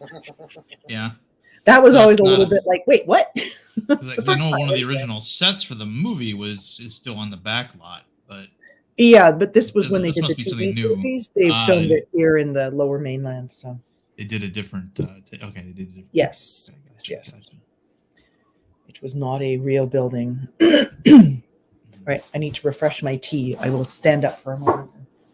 Walk around my kitchen. Yeah, shouldn't be too far. Sounds like you guys are loading. All right, sorry. I figured since you guys were talking, it was a good time to bow out to take a Geloja break. No, it sounds like when Allie's getting her tea, it sounds like she was taking a leak. That's why I told you I was pouring tea, so you would know what the weird noise was. Sorry, it still sounded like it. I didn't want everybody thinking, damn, is Dandelion Fluff peeing while she's on a screen? What? Well, at least her camera's off. I wouldn't do that. No, I would never. Okay. I would. No, Dandelion, let's face it. If there's anyone on this panel right now that we would expect to hear a flush out of nowhere, it would be LDG. Yeah. Oh, me. I thought I was going to say me. No. You're not from Florida, man. So I'm looking at these solo stove tabletop. You're lucky I replaced my middle finger avatar. You're so lucky I don't have that anymore. Yes, I'm lucky. Yeah. Right. No, I'm looking at these solo stove Mesa tabletop fire pits. They're actually kind of cute. If you want to like have a fire on your dining room table, it's just for like atmosphere and stuff. But they're for outside, yeah, because you're not. They're for inside. But Is it a low flame? Don't you need a chimney? No, it's a device. So it's a pretend. It looks like a fire, but it's not a fire. No, it's a fire. It's a real fire. It's here. I mean, they're on Amazon. Solo Stove is the name of the outfit, but I'm guessing they're gas. No, they're wood. It's a candle. Wood. Okay, No, hold I'm on. interested. Yeah, please share. Now. Yeah, here I'm gonna put that in private chat. Here. Mute. I know. I'm sorry. It Yeah, came LDG upon over me here. suddenly. Hey, she's Canadian. She said sorry. I'm apologizing for actually doing something rude. Jeez. And I'm not Canadian.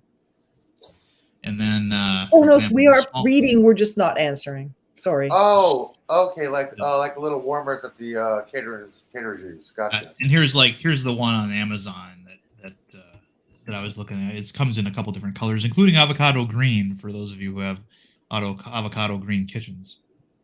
Why? Well, somebody have an avocado. But this still, it does say outdoor. Yeah. On the The video stove. shows it inside though. You know. Yeah, it does say outdoor because if you're burning things, you really, really should have backyard and urban settings. All right, let's take. Yeah, I think the video might be a little misleading. Yeah, I don't think you can use And it's not combustibles indoors because of smoke well, and carbon monoxide and such.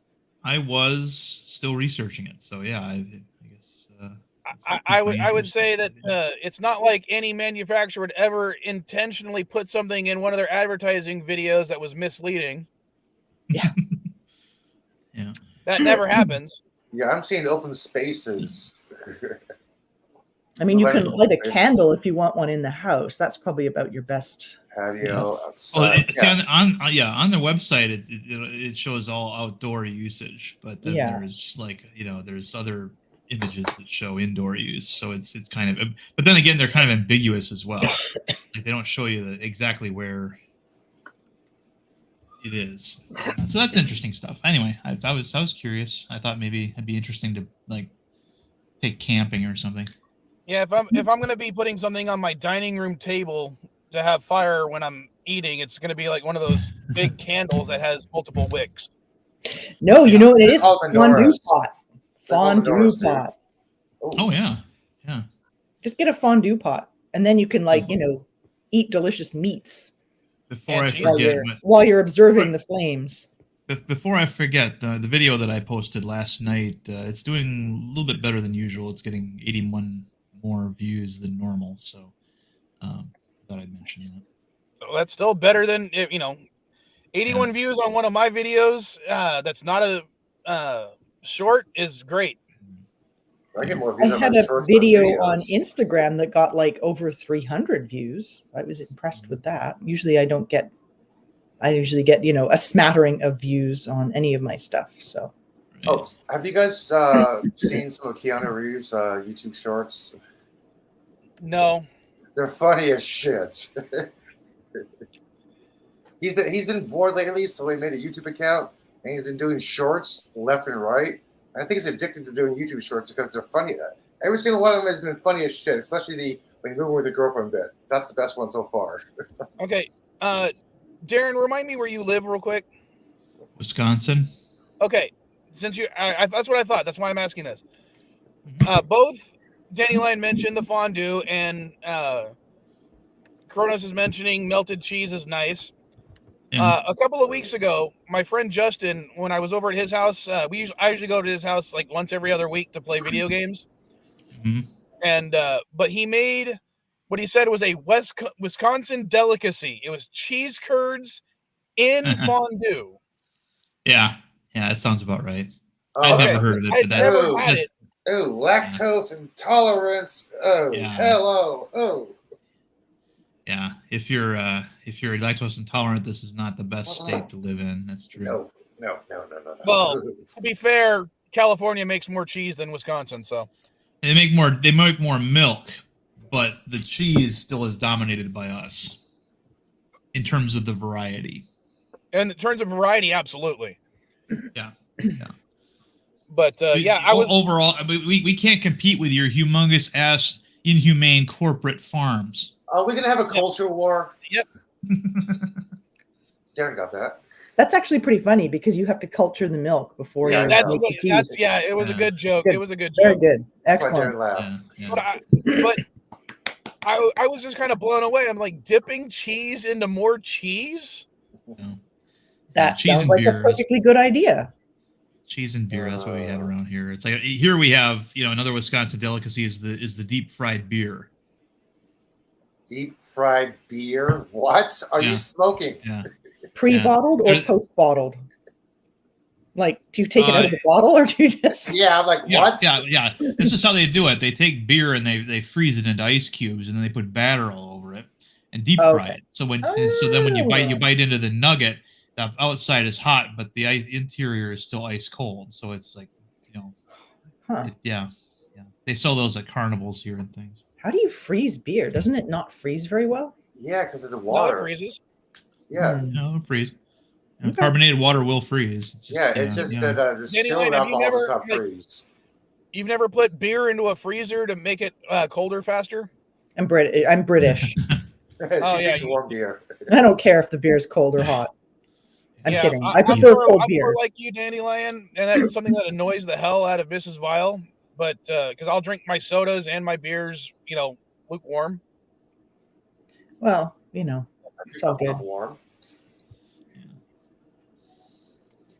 And But during not the Ryan football game, Johnson. I like Sorry. them nice cold. Sorry, not Ryan Johnson. That actually is Keanu. Keanu. Oh, he mentioned Yeah. Keanu Reeves' shorts. Yeah, he's actually. Keanu Reeves. his homely scuffed evil twin. His new movie isn't doing so hot. Critics, I noticed. I don't think I've ever seen Keanu Reeves wearing shorts No, he's like, doing shorts. in a movie. All right, so that was a dig at Adam Driver. If anybody goes, scuffed Keanu is what I tend to call him. Right. Oh, I didn't know that, and I don't know it. 65 I'm is not the a huge movie. fan of either one of them. I think Keanu Reeves, his best acting was freaking Bill and Ted. Whoa. I think so too. Well, I didn't mind Constant Constantine too much. The ending sucked. He was rather cumbersome in Dracula, Bram Stoker's Dracula, where he tried to. Yeah, I remember him in Much Ado About Nothing too. Yeah. Well, I'm sorry. The way I look at Keanu Reeves is almost every character he has, you could put them into another one of his movies, and it wouldn't change anything. The characters from Speed and John Wick. Yeah. John Wayne was the same way. He was interchangeable too. Yeah. He played the same guy in every movie. Marion played John Wayne in every single movie. And what's kind of funny is everybody complains now about the era of the movie star being over, and yet, Well, there's always some Keanu has that movie star quality. Yeah. Better, like more enjoyable than others. Yeah. But yeah, Constantine was a good why movie, is it but so I hated many the ending. male actors don't seem to have much acting chops? It's just they're playing the same character in every fucking movie they do. Malkovich. John Malkovich. He doesn't do that. Malkovich is. Malkovich doesn't count because he's fucking Malkovich. Okay. But I'm saying like Ralph Vin Fiennes. Diesel, The Rock. Oh yeah. Chris Pratt. They play the same fucking character in every movie. Yeah. There's no difference between Star-Lord and what's his face from Jurassic World. They're the same fucking character. Tom Cruise. Right. Tom Cruise. Yeah, every character Tom Cruise plays outside of Tropic Thunder is the same fucking character. Mm-hmm. Yeah. But do we like that character? If we do, then that's fine. Yeah. I mean, that was Arnold's success, and he was one of the biggest movie stars of a decade.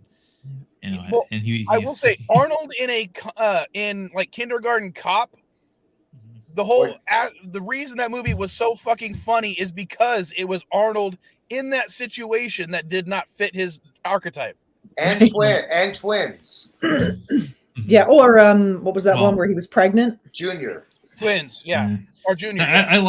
I liked Kindergarten Cop because he starts out that movie as one of his usual characters. He's a cop, I like my car, that kind of thing. And then he's having to deal with bathroom breaks and stuff later in the movie. That's the humor. Yep. Yeah. That's probably one of my favorite Arnold movies, just because of that he pushed the limits of his range. Did you know that Arnold made more movie off of revenue from Twins than any other movie franchise? Wow. Yeah, he took gross profits off of sales and revenues, so he made about $93 million off the Twin movie franchise, and only about $9 to $12 million off the Terminator franchise. Oh. Well. Yeah, he was a smart move on that one. But like, I'll be honest with you guys. When John Wick first came out, I hated that movie. I thought it was dumb. And I was like, everyone's like, oh, it's such a great movie. And I'm like, all it is action scenes. You used to like the Continental guy. Maybe I didn't like action scenes. The little bit of world building they did, I thought was great. But Keanu Reeves, I thought he's fucking, this rarely talking badass person that's in every fucking action movie. It wasn't until I think it was like the second or excuse me, I'm so sorry about that. It wasn't about the second or third time I watched it where I thought it's the action scenes themselves that are telling the story. Right. Yeah. And then I started to enjoy it. But yeah, the first time I watched John Wick, I thought it was a stupid, dumbass movie. And everybody better say hi. Good morning, Mrs. Vile. Hola, Mrs. Cardenas. First time I saw The Big Lebowski, I felt this was a dumb movie too. The more you watch it, the Big Lebowski, but the more you watch it, the funnier it gets. The dude abides. It's very strange. I mean, it's very strange when a movie can do that. But and I've heard that there's a similar situation with Napoleon Dynamite, which I've never seen. But that movie was a pretty funny movie. You should probably see that. No, Darren. It was definitely one of those movies where the first time I watched it, I was just like, "What?" Darren, you would not like Napoleon Dynamite. You might. But, no, I don't think it's Darren's type of movie. All right. I think he might enjoy it on the third or fourth watching, not the first one or two. Yeah, but I mean the Big Lebowski though, it was like, once you got to know the characters, I think that's when it got funnier. Shut the fuck up, Donnie. Yeah, that. Well, the in joke there was that Steve Buscemi had been in another movie with the Coen brothers recently, and one of the criticisms was that he talked too much in the movie. Yeah. So that was the running joke. Yeah, I am honestly shocked. Granted, I don't give a shit about the Oscars or anything like that, but the fact that John Goodman did not get a supporting role nomination for Big Lebowski is a crime. That is true. Rip the dust of Steve.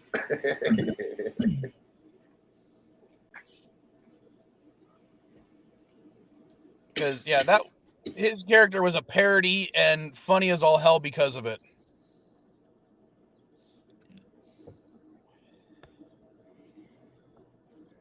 So what else should we talk about, guys? Ooh, I don't know. I'm still tired. Bill Maher is in town. Well, I decided to take a break from Doctor Who. I'm not going to watch Flux yet because that second season with Jodie Whittaker was just bad. I'm sorry. Flux is one of those all downhill, dude. I dude. hate it because I didn't want to be one of those people that are like, oh, it's bad, blah, blah, you know. And I'm like, most of the time people say it's bad. I tend to like it. But dude, after Flux, it goes all downhill, okay? Well, that's the thing is Flux is, I mean, second season was already downhill. First season wasn't too bad. Second season, it was definitely, you know, if not in the dumpster fire, it was definitely next to it. After Flux, people started calling him Tin Balls. Okay, that's when everybody got upset. But so I took a break and I decided to watch season 2 of Bad Batch. And because those episodes are a lot shorter, I think I watched like the first 7 or 8 episodes this week. The most recent episode was very good. Like 23 minutes long. Well, didn't get to catch up, so I wouldn't be on the wrap up or anything. But No. I got far enough into it, and what's funny about it is there's some episodes that I saw that I'm like, are people gonna complain that the Bad Batch really weren't in the show Bad Batch for this episode? Yeah, because all the best episodes don't have them in it. Yeah, the Crosshairs episode. Yeah, that was great because it didn't have the whole Bad Batch. But I'm like, it's the Bad Batch ensemble show, but they concentrate on one character, which I love the character Crosshairs. I love that character. Yeah, I think with the episodes being so short, they can't do the like concurrent stories going on. Like they can't have the Bad Batch story going on and a Crosshair story going on unless they're all in the same story. Yeah, people don't remember. People don't remember that in the 90s, TV shows did not concentrate on continuity. They were episode. Now people want continuity. Right. Well, I don't care if there's continuity, but I do like if there's like an overarching storyline. You can have continuity in an episodic show. It's just that what they're talking about is that they existed in a rubber band reality where at the end of every show, everything had to be right back to normal the way so that the next episode could start off at the same point. Star Trek. Sorry, what was that? Yeah, exactly. Yeah. That is 100% accurate. And fly off to a new life-threatening situation. Yeah. No, I guarantee you. Granted, Caddy is not a huge Star Trek fan. She's a Spock fan. But if I were to show her an episode from season 2, an episode of season 5, and an episode of season 7 of Star Trek Next Generation, she could not tell me what order they were supposed to be in. Oh my! That would seem. Let's face it, they're all all the same. That was a convention of the period. I mean, you had they wanted the TV shows to be every episode was treated like somebody's first episode. So the opening credits of a lot of these shows often would set up the series for you, like the $6 Million Man or the Incredible Hulk. Yeah. They would always have like the origin sequence in the credits, so that everybody knew what they were dealing with when they got in. And back in the now day, the goal was syndication. Right. And they wanted every episode to be. They wanted it to be like a fast food restaurant hamburger, where every one you got was the same. And you had formula television at that time. So at the bottom, at the bottom half of every hour, somebody had to break the Duke boys out of prison, and then they had to jump over something 5 minutes before the credit, 5 minutes before the credits. At the bottom half of the hour, the bad guy in the episode would send two big guys to rough up David Banner and run him out of town, and then he'd turn into the Hulk, and then he'd turn into the Hulk again 5 minutes before the credits rolled. That was All the right, I'm formula. going to read this for Bird of Prey real quick. There's going to be no Twilight Zone today. He apologizes. It's because he's too busy, but Mama Prey is fine. Okay. Was there a reason we should think Mama Prey wasn't fine? Some people automatically think that sometimes. He said People think that he mentioned it yesterday. That's something. Oh, okay. On his Well, live as long stream. as everybody's fine, that's good. Yeah. He has. When Bird's late, everybody wonders about him or his mother. Right. No. I just, when somebody says somebody is okay, it makes me think, is there a reason I should have thought they weren't okay? Yeah, what happened?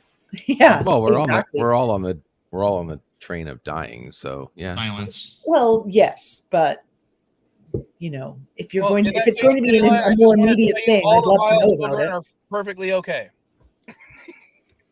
Mentally or physically? So I That's can not tell you going to right be a now. really I'll good just reason. thank you, Bird. Thank you so much, because now I'm gonna have to console Yvette, because your Twilight streams are the light of her week. Yeah, she always looks Literally. forward to it. At 6. Yeah, the last time Bird was late for Twilight, like I almost felt it. So, yeah. Where is Yvette? It's all right. I got it. I'll take care of it. She should have been on here. Where is she? Yeah, where is Yvette? She's cooking right now. Okay. Oh, okay. The whole right, hour skip they don't thing. change the time zones. They don't change the time, Yeah. so she's like all pissed off at Vile right They now. change time a little later, like next month or something. Yeah. Well, she's not pissed at you. I'm just joking, but Yeah, I woke up at 7. I'm like, she why was is it so saying dark that out? I was a gonna little not line sad up that it well. started so early today because I wasn't up that early. So. I Yeah. didn't even. I mean, I felt it, but Well, I mean, if it makes you feel any better, Dandelion, I did start the stream at 8:05, not 8 o'clock. Hmm. Yeah, I got none of But you actually started it at 7 because you didn't change the time. Like the time like we were on, we just went to daylight savings time, which I always think is really stupid because we have so much more daylight in the summer. Why do we need to save it? But Wait, yes, daylight savings time started according to my today. thing, I started at 8:05. Currently, it's 10 o'clock. Yeah, it is. Oh yeah, no. So I guess you did start at 8. Yeah, no, that makes sense. You did start in the new time. Sorry. Yeah. Well, it's 9:59. I'm kind of glad humans weren't stupid enough to actually put the time change in the middle of the day. Oh, If why you work not? nights, they do. Yeah. If you My were, mom well, used to that's what I'm hate saying. that. In the middle of the day, yeah. And No, yeah, of I course, will- it still hold on. screws up them. Since it was asked earlier, I got a response from my middle daughter. Her spring break does not start until the 10th of April, but they're going to New York, and they will be in New York. Both my middle and youngest daughter. Hey, you know what a great name for a middle daughter is? Patty. What? A great name for a middle daughter is Patty. Why do you say that? Dude, that's the You- worst joke ever. That's way worse than Eli's She got joke. it. She got it. Thank you. Someone got it. Okay, that's I can die happy. I don't Patty get it. that goes in a Like sandwich. a A patty's beef the middle patty of a in the middle of sandwich. burger. Exactly. Wah, wah, Yeah. Wah, See, wah, wah, wah. My joke was better. Come on. your hit. Yeah, Eli. I don't even remember what your joke was, Eli, but it was better. I remember. Are we starting a It culture war? wasn't even a joke. No, it was a pun. Yeah. It was like a clever Okay. double entendre. The But lowest form of I comedy gotta there is. I gotta explain why that was. It Gotta went start completely somewhere. over my head. One, short? my oldest, Short? my sister's name, who's older than me, is her name actually is Patricia, and we call her, at least me and my brother call her Patty. right. And does she have one older than her? We had two older brothers, but both of them passed away. So yes, she actually was in the middle of there you two go. older siblings and two younger siblings. But now she's the Was oldest. I can't think of a pun for lettuce in a bun. No. Okay, never No. mind. Go ahead. And the nickname of my middle daughter is Addie, Addy. So I thought you were saying her actual name, or at least the nickname we gave her. Oh, okay. Yeah, too And much I was like, similarity. I how did you nailed know it. her name Look at was- that. How did you know her name? I nailed it. Look at that's how good it was. It was yeah. See, I'm psychic. Wah, wah, wah. More like That's psychotic. funny, actually. Is Name That Tune tonight? Do you know, Eli? I have not heard anything from We got no clue. or the chat. Deej mentioned something about it, but he only mentioned the fact that Well- he doesn't know. I know they were doing like the semifinals last week. I think they're doing Yeah, finals tonight or something. Yeah, they did 2 semifinals last week. Yeah. So the finals should be this week, tonight. Yeah. I haven't heard anything. I don't even know if Chris is doing a wrap up tonight or tomorrow or the Bad Batch tomorrow. When did I talk to Chris last? I think it was like Thursday or Friday, because I hadn't heard from him in forever. Because I just hadn't heard from him in forever. I guess he's like too busy to talk to his old friends. Well, not that old He friend. stopped by for a minute in the underground. Yeah, last week I accidentally muted a couple of my channels on my Twitter and accidentally muted the Bad Batch one. I'm like, what the? Oh shit! I totally forgot about this one. Oops, sorry guys. Because they were talking about the Mandalorian roundtable. I'm like, damn, I didn't even know that. Yeah, I think the Mandalorian Roundtable link is in the same chat. Like it's in the Bad Batch. It is. I discovered that because I didn't know because I accidentally muted that channel. Like, damn, oops. Yeah, I didn't realize that I was gonna nobody had asked me if I wanted to be on that panel, so I didn't worry about it. But that's okay. I don't mind being in the chat. Sometimes I I'll can't. be honest with you guys. I kind of been ignoring Twitter for, like almost every notification I get, I've been ignoring because it's too much inane crap I don't give a shit about. I don't get Twitter notifications. I actually have to go there and check to see if anything's happened. That's the same thing as I'm getting the notifications, but I'm just dismissing them. I'm not even reading them because I'm just tired of Twitter. Yeah, I only go there to check for DMs related to YouTube stuff. Like I don't ever use Twitter or.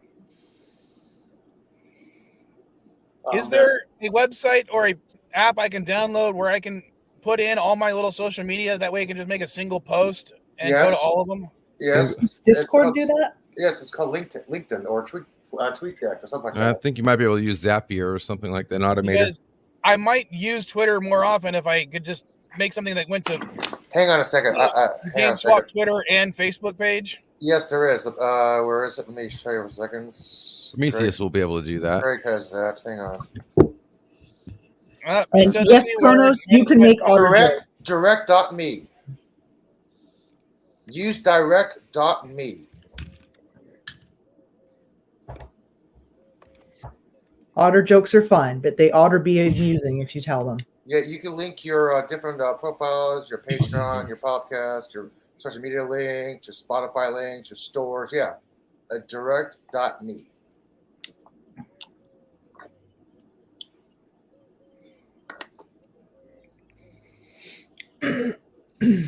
Well, is that an app or is it a website? Website. I'd prefer if there was an app I could do it with because because I have all the apps on my other phone. I'm not sure if it's an actual app, but I know it's a website. See, Direct Me app. Even if it's a app I gotta pay for, I'd pay $2 or $3 to have that ability. Let me see if there is an app for this thing. Yes, it is. Direct Me is on the App Store. Cool. Here, I'll put the link in the thing for you. Okay. Copy. Sorry. Because then I'll use that to make random posts for the SD Game Swap Twitter page and Facebook page. Because I don't think I've posted anything to the Facebook page in way too long. Private chat. There you Because go. I'll be honest with you, Facebook's method of doing stuff kind of pisses me off sometimes. I don't do Facebook. I haven't been on Facebook in years. Got rid of my account. Maybe make a joke about 3 otters walking into a bar, Kronos. I don't know any otter jokes either. All right, I'm putting otter jokes into Google and I'm seeing what pops up. You ought to know some. Kronos will be thrilled. He wants otter jokes. Okay, how about this? Hang on. Come on, assistant. Come on, Google. Open up Google Assistant. Hey, tell me an otter joke.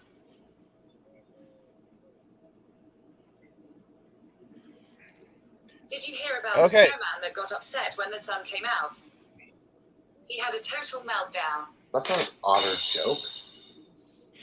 Tell me, All right. tell me an Danny otter Lang. joke. Danny Which Lang, one where of do those otters believed come from? trustworthy? I don't know. Says, Otter space. Outer space. That's ridiculous. Hang on. Tell me an otter Why joke. did the otter cross the river? why was I the think I'm gonna say secret to out of walking this on world. Okay, we've got too many otter jokes going on. Eli, who just stop for a second. Vile is telling That's what I'm otter trying- jokes. That's what I'm trying to do right now. Sorry. Sorry. Why did the otter Was that a joke? swim across the river? Yes. I don't know. To get to the otter side. No. That one's so dumb. Oh my god, I knew otter jokes would be awful. Come on What animal down what the animal would you other most side. likely want to be on a cold day? I don't know. A little otter. No.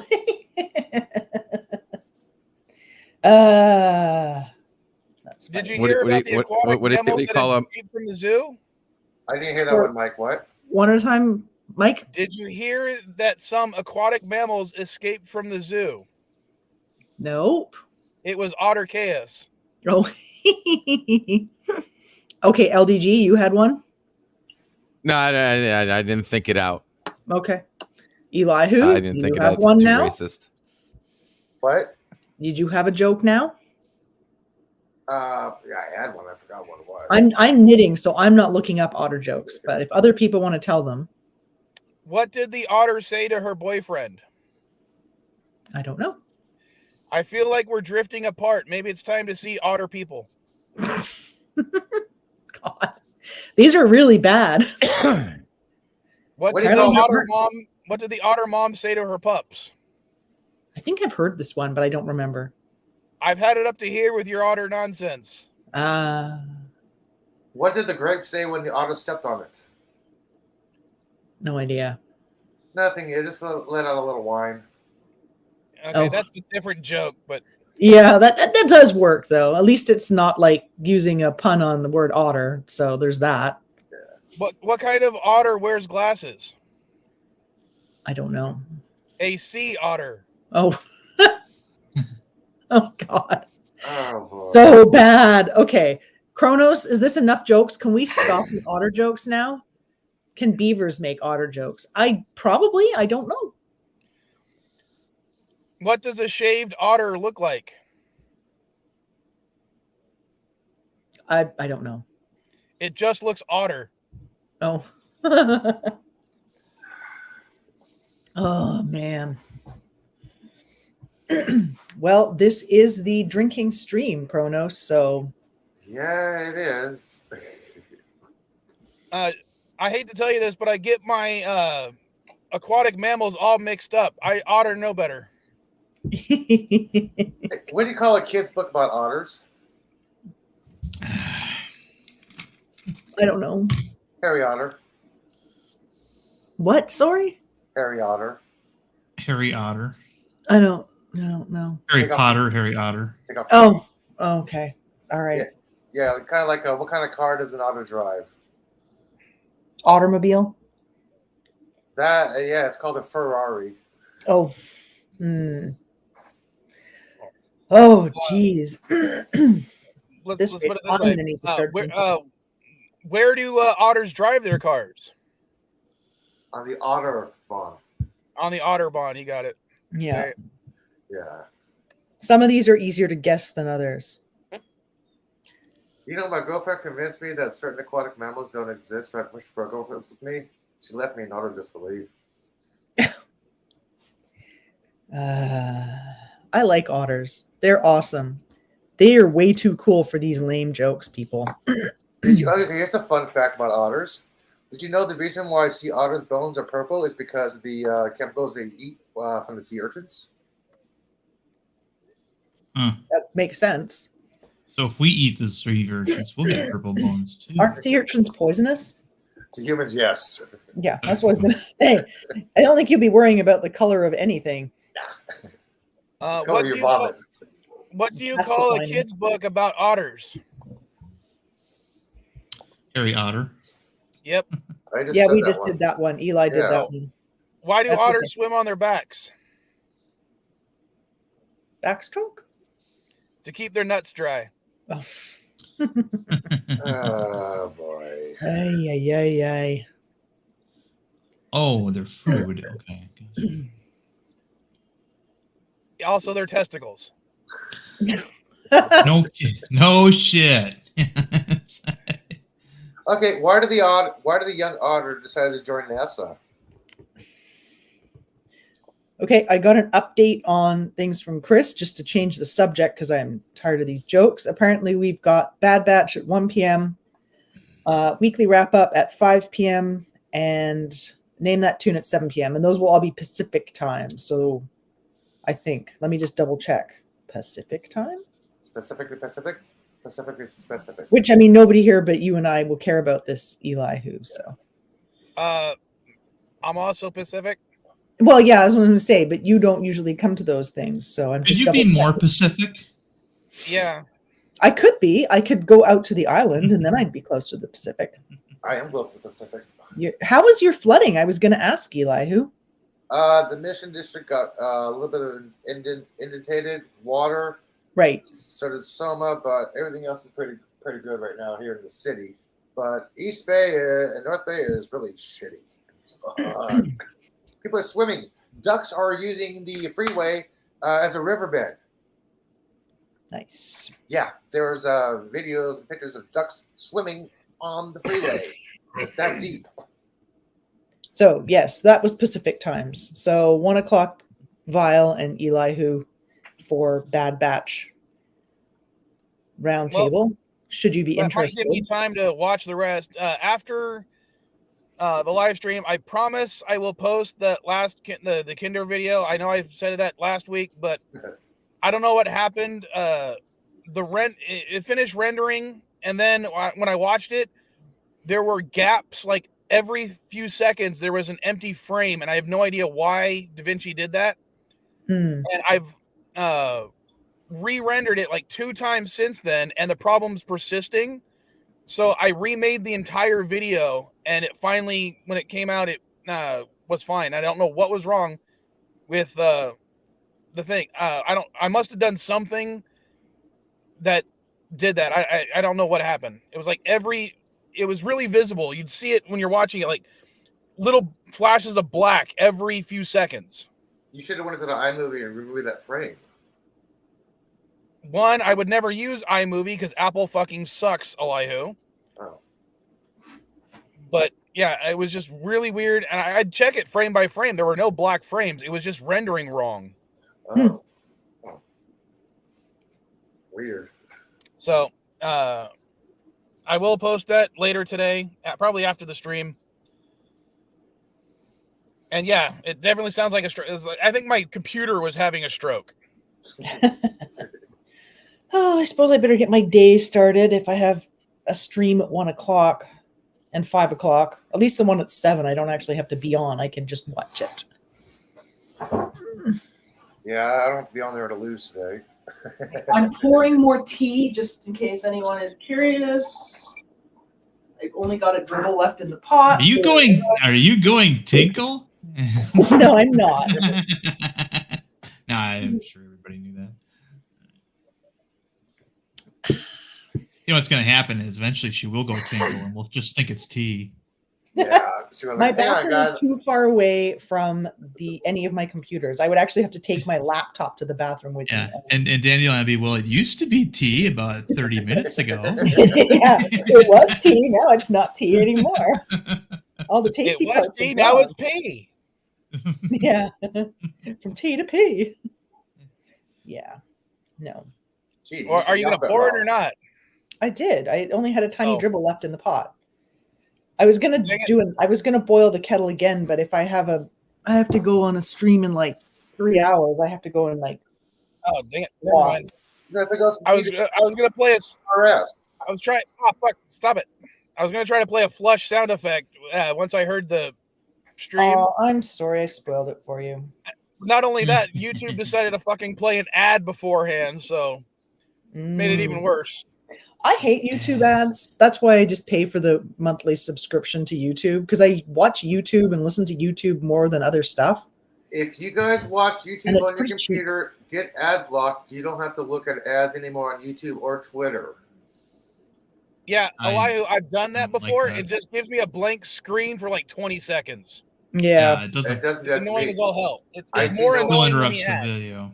It does not. I see no commercials whatsoever. No ads. No ads on Twitter. No ads on YouTube when I watch my computer when I use the think, ad block. Like, it costs me $9 a month Yeah, to not Plus- have ads on YouTube yeah. It's So, it's worth it. fine. for me. Like, The only time I get ads on YouTube is when I watch it on my TV. Well, I when said I was going to put It the also helps against getting viruses and stuff too, so it's a protection. Well, I'm getting rid of Hulu this month, so maybe I'll upgrade my YouTube and after that, because I'm just tired of Hulu. It makes YouTube so much more pleasant. Yep. I find.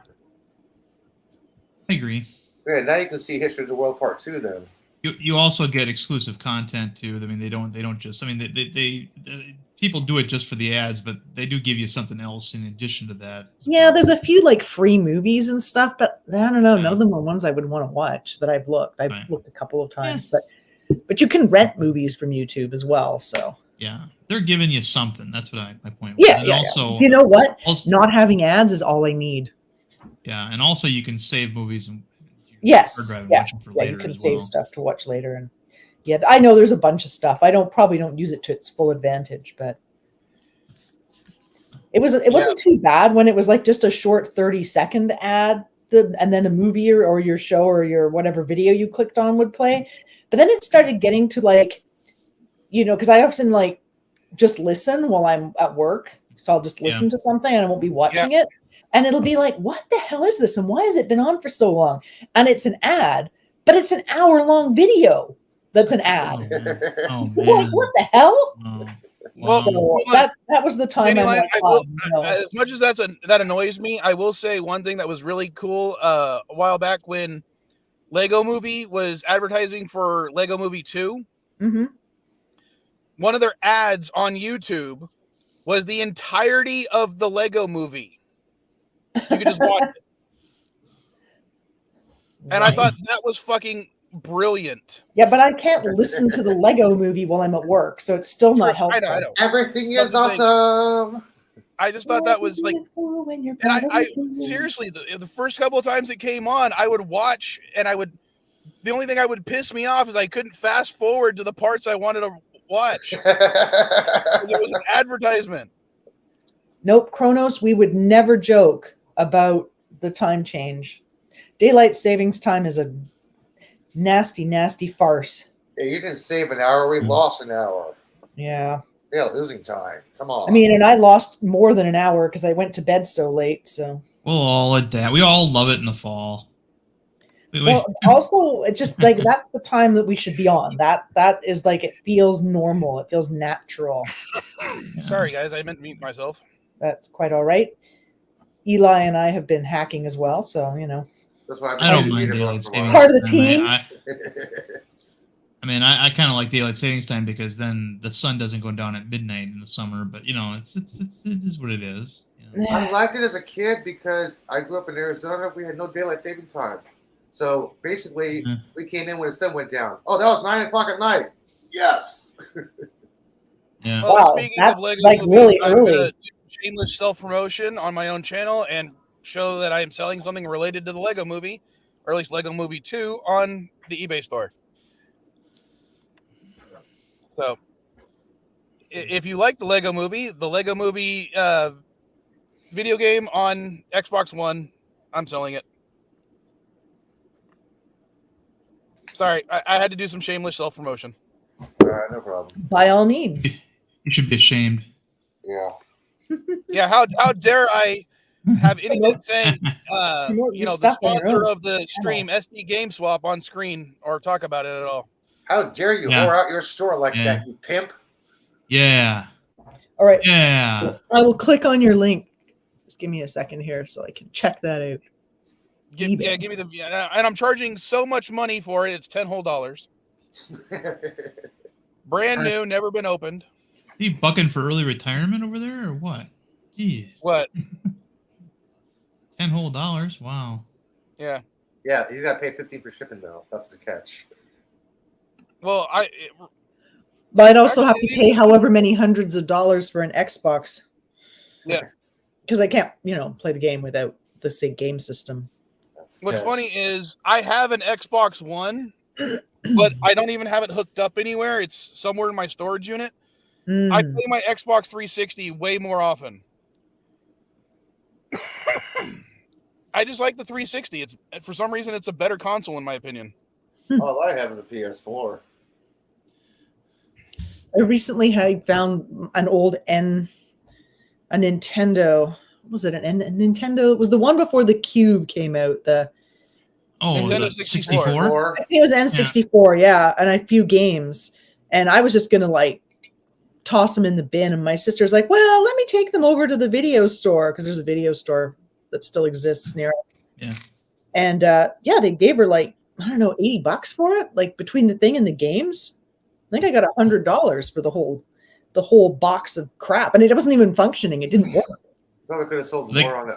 Yeah, they figure. I guess they can fix them. So they're like, "Yes, we'll take it." I'm like, "Awesome! I'll take the $100." Sometimes they just buy those as well to have spare parts for when somebody else wants to pay them to fix theirs. Yes, although whatever was broken is probably plus the games are. Yeah.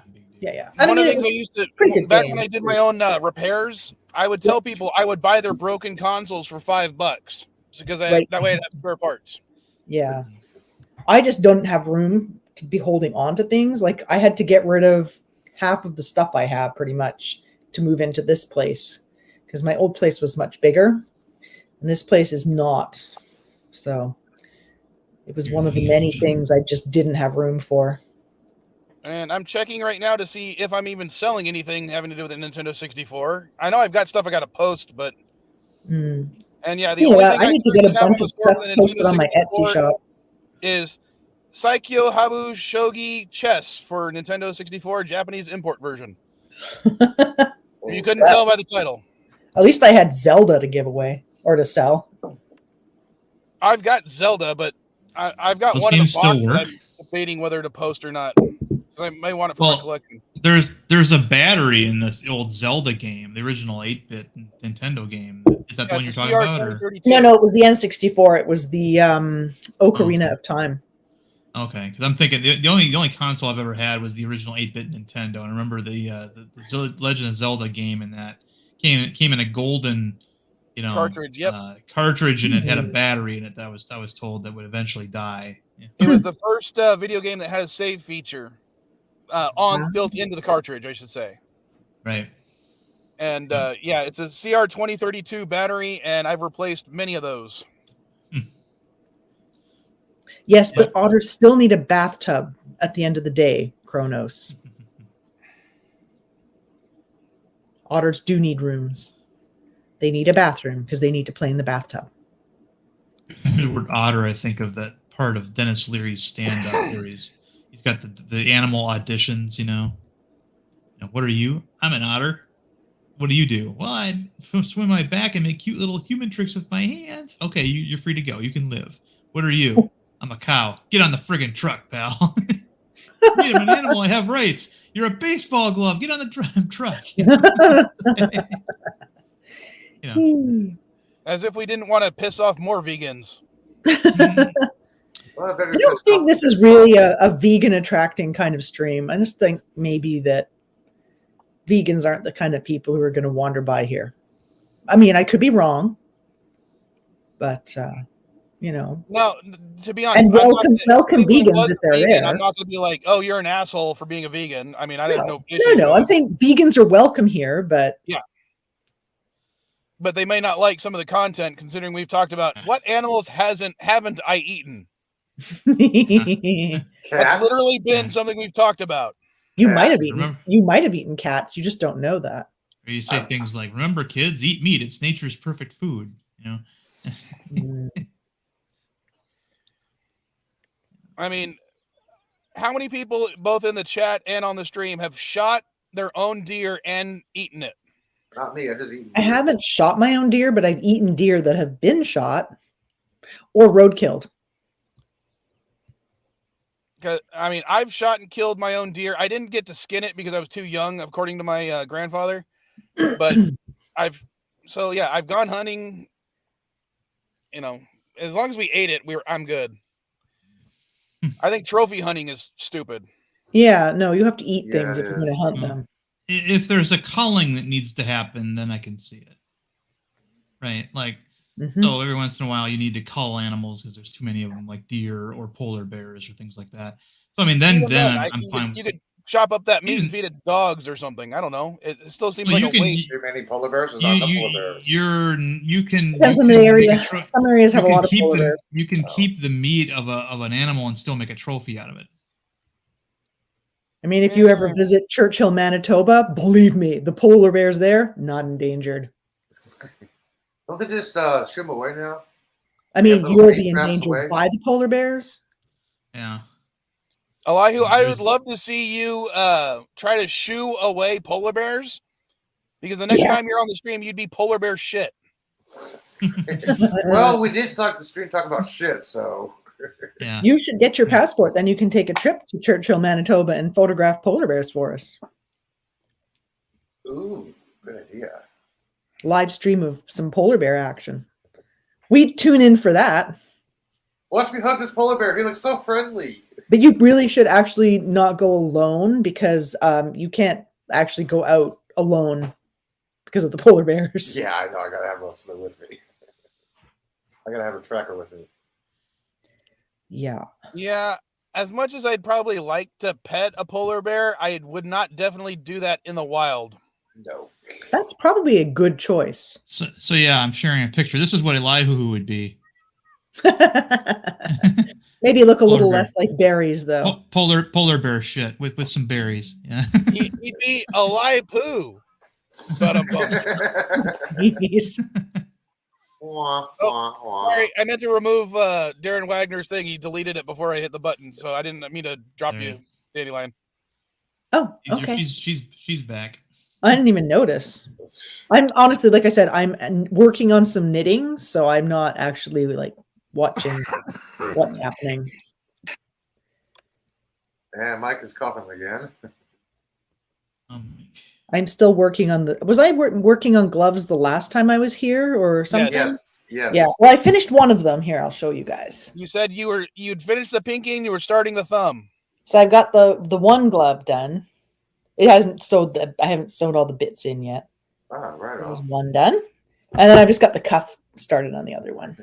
Yeah, you frickin' knit. Yes, I do. Oh, knit is also an insult. Ah, right. I can't imagine that ever being the case, but sure. What was that new insult that LDG came up with? I can't remember. Ooh, Pickles came up with a new insult. Nimnut. Yeah. That's not new. Nimnut. Nimnut's not a new insult. I didn't. No, I know no. it's not. I don't. To him, it's Oh, new. I- I've been it's a saying new it forever. word. He's like, oh, I just. Well, That's a I play on told the you. I word. said that. Oh, I just heard it now. Like I'm trying to make up words. Though I do like to make up words. I don't- Nimnut is not new. Yeah, Nimrod is a play on the word Nimrod. I thought Nimrod it was was not a- numbnut, and he's just confusing It's Nimrod and numbnut and nim. Guys, It's kinda like- seriously, no, I'm not confused. Did it on purpose. It's kind of like Nimnut. manifesto. It's Nimrod and Numbnut put together. Really? Nimnut. Okay. You know, Nimrod was not really an idiot. Nimrod Well- was mentioned as a great warrior in the Bible. People took that Yeah. name as. And to be Right. honest, It's a LDG way to insult somebody with two insults in Yeah, one. but when did Nimrod I become just an called insult? you a Because numbnut and was a great- Nimrod at the same time. When did Nimrod become an insult? Because Nimrod was Bugs Bunny. in the Bible is a great warrior. So when did that word become an insult? Bugs Bunny did it, Elihu. Nimrod was the king of Babylonia, and as I recall, or Babel rather. I'm sorry, Babel. I think. Yeah, Babel. I sometimes get this mixed up, but yeah, I think it comes from the Hebrews, just making his name, you know, an insult. I don't know. I'll No, have to look it up. it was I Bugs thought Bunny. I thought it. Aaron, Bugs It's a good Bunny is what question. turned it into an insult because he would Okay. call Elmer Fudd Nimrod Mhm. because it means, or the name originally meant great hunter. Ah, okay, gotcha. That makes sense then. So it was like it'd be like him saying, "Oh, hey Orion." Same thing. Yeah. It has yet evolved in a vernacular to mean that you're too blind to see what's in front of you, Nimrod. No, it means you're a dumbass. That's what it means. So that it also translates to dumbass. If you can't, if you have a pencil in your ear and you're like, "Where's my pencil?" You're freaking Nimrod. You seriously? Really? And to be honest, to go back a little bit, LDG, it's very easy for everybody who's not you to confuse you being stupid and you trying to actually do something clever in your own opinion. I can't help it if I'm a genius beyond my time. Hashtag Florida man. Yeah, I can only try to dumb it down so much. The visionary is always regaled in his own lifetime, right? Something like that. Mm-hmm. Yeah. That's All right, fine peoples. I've really got to get going. I need to go for a walk before all these streams happen because I won't be able to go in between them. So I'm going to. What'd you say, Patty? Take my leave. All right. Well, hopefully I'll see you later on someone else's stream. Yes. Yeah, I gotta go. I am not Or in Mexico swing in the today, underground. So Yes, I will try to swing by the Oh, underground. by the way, I could use your help. Yeah, I could use your help actually. Burr kind of day. Yvette's gonna need some consoling. So if you wouldn't mind, if you can. I will try and stop by in a bit, but I need to go for a walk bit. first. So Yeah, I sure. will be back in a couple of hours. 10:30, 12. Yeah, I'll try to swing by mid-afternoonish my time. If you walk in place, is it still considered walking?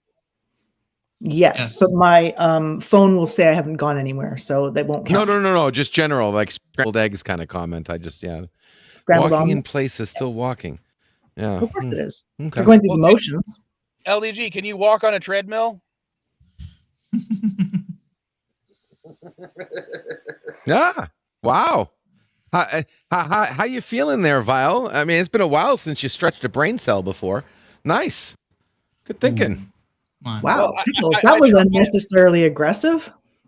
Yeah, I try not to make such obvious comments like that around you, LDG. Doesn't want to strain your brain. Deep breath. I don't want to misinterpret your confusion.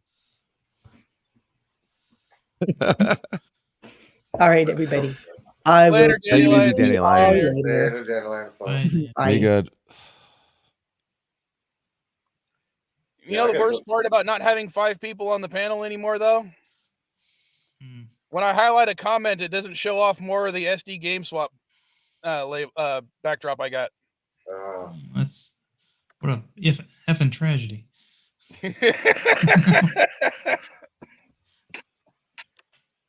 Where's that little violin? God, all the rain is making my allergies worse, which is aggravating my bronchitis even more. Yeah, I'm looking at the radar, and we're getting a storm here within an hour. And I got to go shopping in about half hour or so before the actual storm hits. We're getting major rain today and tomorrow. Well, that's your area of California. How about mine? Let me check. Open the window back up again. Hang on. So has California fallen into the sea yet after the collapse of Silicon Valley Bank? Not yet. No, because it's a bank. That means it's federally insured. Yeah. No, we're not getting any more rain till Tuesday. Yay. God, all this rain is just, as I said, every time it rains, my allergies go nuts. Like the day after it rains. Let's see. San Diego. Here's LA. San Diego. Yeah, you got rain right now. I already looked it up, Elijah. I already looked it up. We're getting rain on Tuesday and Wednesday. Oh. I use Zoom Earth. I just typed in San Diego forecast. Oh, I just use I Zoom got, like- Earth. It's a lot easier.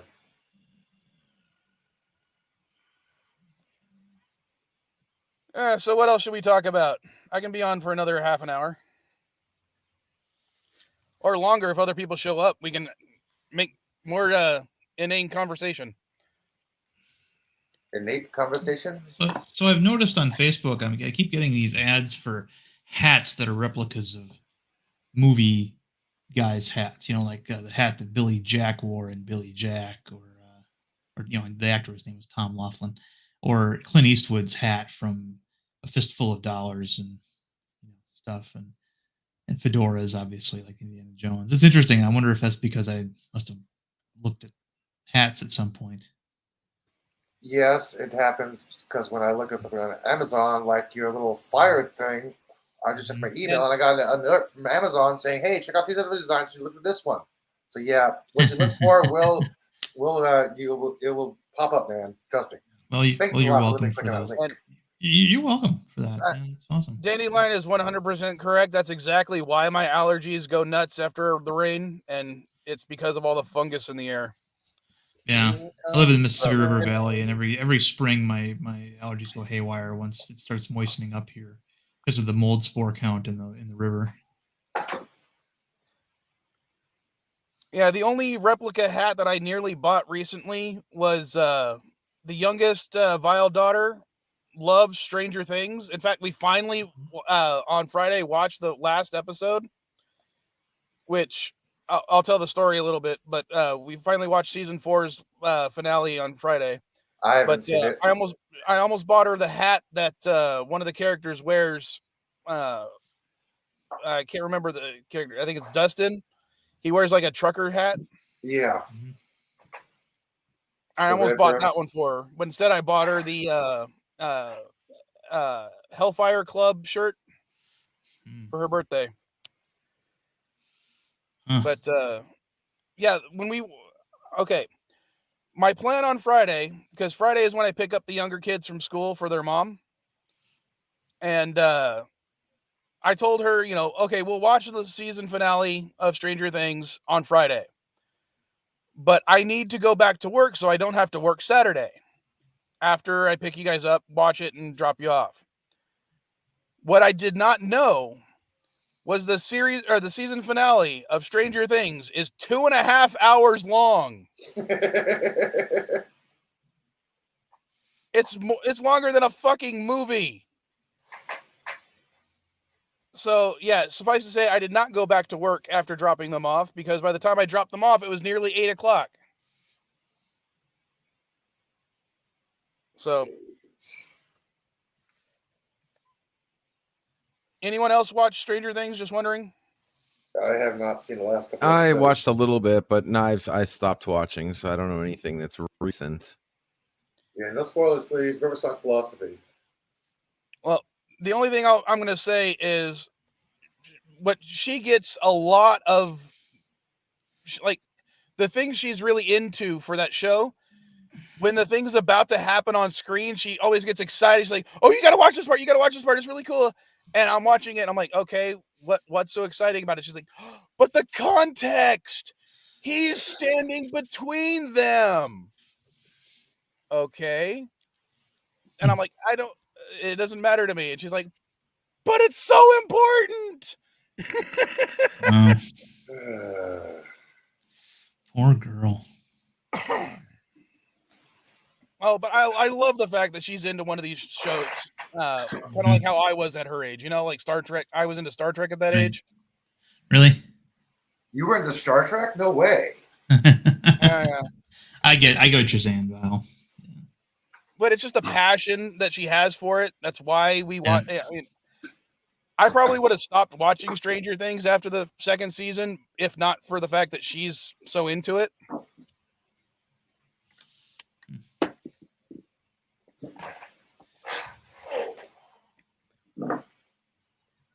But so I finally watched that.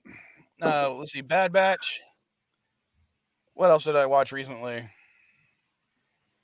God damn. I don't think I've watched that much. I think the only thing I watched all week was Bad Batch. Really.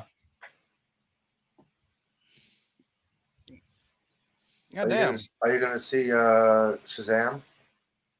Well, probably, but I'll probably watch it with Mrs. Vile at some point. That's one of the things we like to do is go see those movies down there because it's so cheap.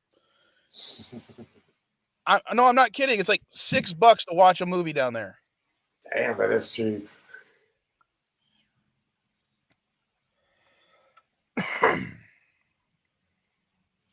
But yeah, it's 14 here at the cheap seats.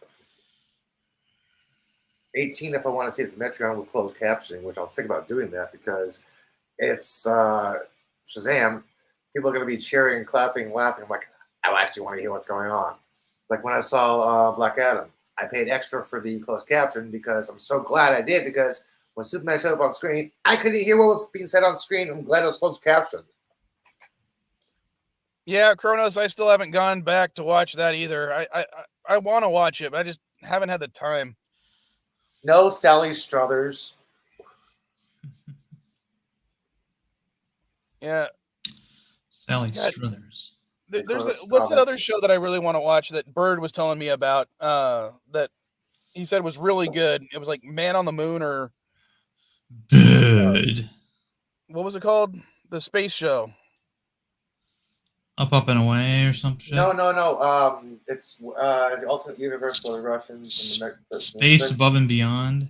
No, what's it called? Made within the last couple of years. Yeah, I forgot the name of the show. I loved it. It was all 3 seasons. Right Stuff? No, not a movie. Shit, what the hell is that called again? Damn it. We're All Mankind. There we go. Thank you very much, Bird. Thank you. Yeah, she had that in 2009. That's one of those shows that's on my list to watch. I literally have a text document of like 300 shows that I want to watch. I couldn't remember the name of that show, man. Thank you, dude.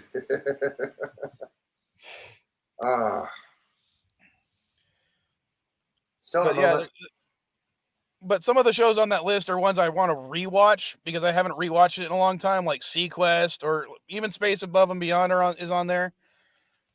What was it? Land of the Lost is on there. One of the ones that's on there that I haven't been able to find anywhere, if someone can tell me where it's streaming, is Space Cases. You guys ever watch that as a kid? No. Well, Darren, you weren't a kid when it came out, but still. When did it come out? I used to watch Land of the Giants as a kid. When did it come out? I think it was in the 90s. It was on Nickelodeon. It was kind of like Star Trek for kids. Yeah, I'd already killed several people by then. Yeah, I was not a kid. But Star Trek for kids. You're a comic book guy, Darren. You should know. You know who Peter David is, right? Yes, I do. He wrote and created Space Cases with Bill Mummy. Oh yes, they're friends. I know that. Yeah. Okay. So, interesting.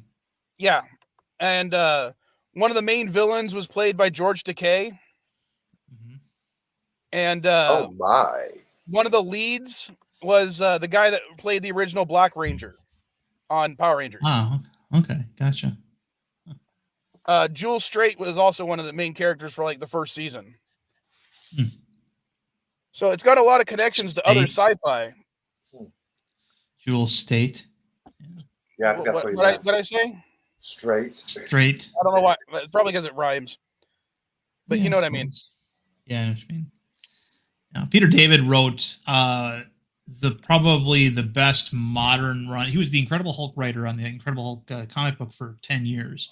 And he wrote an incredible run where he every 2 to 3 years he would shake up the status quo, and so the Hulk would go from being a horror comic to a sitcom to science fiction adventure, and then so anybody curious, I always recommend any part of his run. He got to work with some great artists back then, including Todd McFarlane and Jeff Pervez and Dale Keown, Gary Frank. So That's what I know him best as. He also was the creator of the only so back in the 80s and 90s, pocketbooks had the license to do paperback novels based off Star Trek. And Mhm. normally what they did was they would have extra adventures and things, starring the various casts. Peter David got to create his own original crew and write books about them for pocketbooks. So the New Frontier books. Oh, I'm a huge fan of the New Frontier books, dude. I Yeah, own every single one of them. It's one of yeah. the things that whenever I see one in one of my stores that I go to, I buy it and I wait till I have the entire collection and then I resell it on eBay, and I've resold that entire collection like 12 times. I'll be right back. I gotta Yeah. make some coffee. It's but And yeah, there were some marvelous ideas in that he used. He used a couple of characters we had seen, like one-offs on TNG, like Commander Shelby and Dr. Solar. Robin And, Leffler, yeah, Robin Leffler was their engineer. Yeah. Arex from the animated show, and Emrys he brought from the animated show. Yeah. He also did some interesting things where he actually had aliens that you probably couldn't have seen on the television series because the budget to render them would have been so huge. Well, it's funny you mentioned that because have you seen Star Trek Prodigy? No, but that's a cartoon, so that I know, I'm talking but about live action. Yeah. One of the characters on that show is a Brickar. Yeah, I saw So that. I thought that when they finally realized that, oh, this is a Brickar, I was like, oh, that's great. We have never seen one before in one of the visual mediums. Yep. And I like the fact that they brought that from his series. Mm-hmm. I like the idea that they start out with an ambassador class ship and then they get their they blow it up. They blow it up, and then they get another a galaxy class with the same name that has a B or an A in front of it or something. I'm kind of, it's kind of weird because I always got the impression that Starfleet only did that for really special ships. Like for example, they didn't come out with a Reliant A, after the Reliant got destroyed, or in the series, if I remember correctly, and I could be wrong about this, wasn't the Excalibur one of the few ships that was salvageable after the Battle of Wolf 359? And that's one of the reasons they did that. Right. Yeah. It was the ship that Riker commanded in the Tachyon detection grid after the Best of Both Worlds. So it apparently did survive the Borg, and then it also was commanded by Riker. That was the last time we saw it on TNG before it became Mackenzie Calhoun's ship. Yeah. Yeah. And I wish I know they brought Mackenzie Calhoun into Star Trek Online, but they didn't. They don't do anything with his character. They should have done so much more than just have him being a static character that gives you one mission that you can repeat. Yeah, there might have been. Sorry. There might have been reasons for that are more business related. A lot of times that happens, but But the thing is, do you know anything about Star Trek Online, Darren? I've tried to play it. Yeah. Okay, he's on Space Station K7. Uh-huh. And I'm just like, that makes no sense. Give him a goddamn ship. Why is he on the original series space station? Mm-hmm. And but at least they gave him his purple eyes. Right. And his scar. Yeah, that was his one of his signature elements. Yeah. But that was like the only way you could tell he's like the only character in the game with purple eyes. Right. Yeah. I just remember when I read the first book, I thought it was funny how he would be sitting in his ready room and he would one crewman would come in and he'd chew them out and be a hard ass and tell him, if there's one thing I can't stand, it's A, or is A. And then Dr. Solar comes in and he chews her out and says, if there's one thing I can't stand, it's the opposite of A. The thing that he just, he would tell different officers different things when they came into his office. One of my favorite things was until we actually got a reason why he has the sword in his office, he would tell each crew member a different story of why he had a sword in his ready room.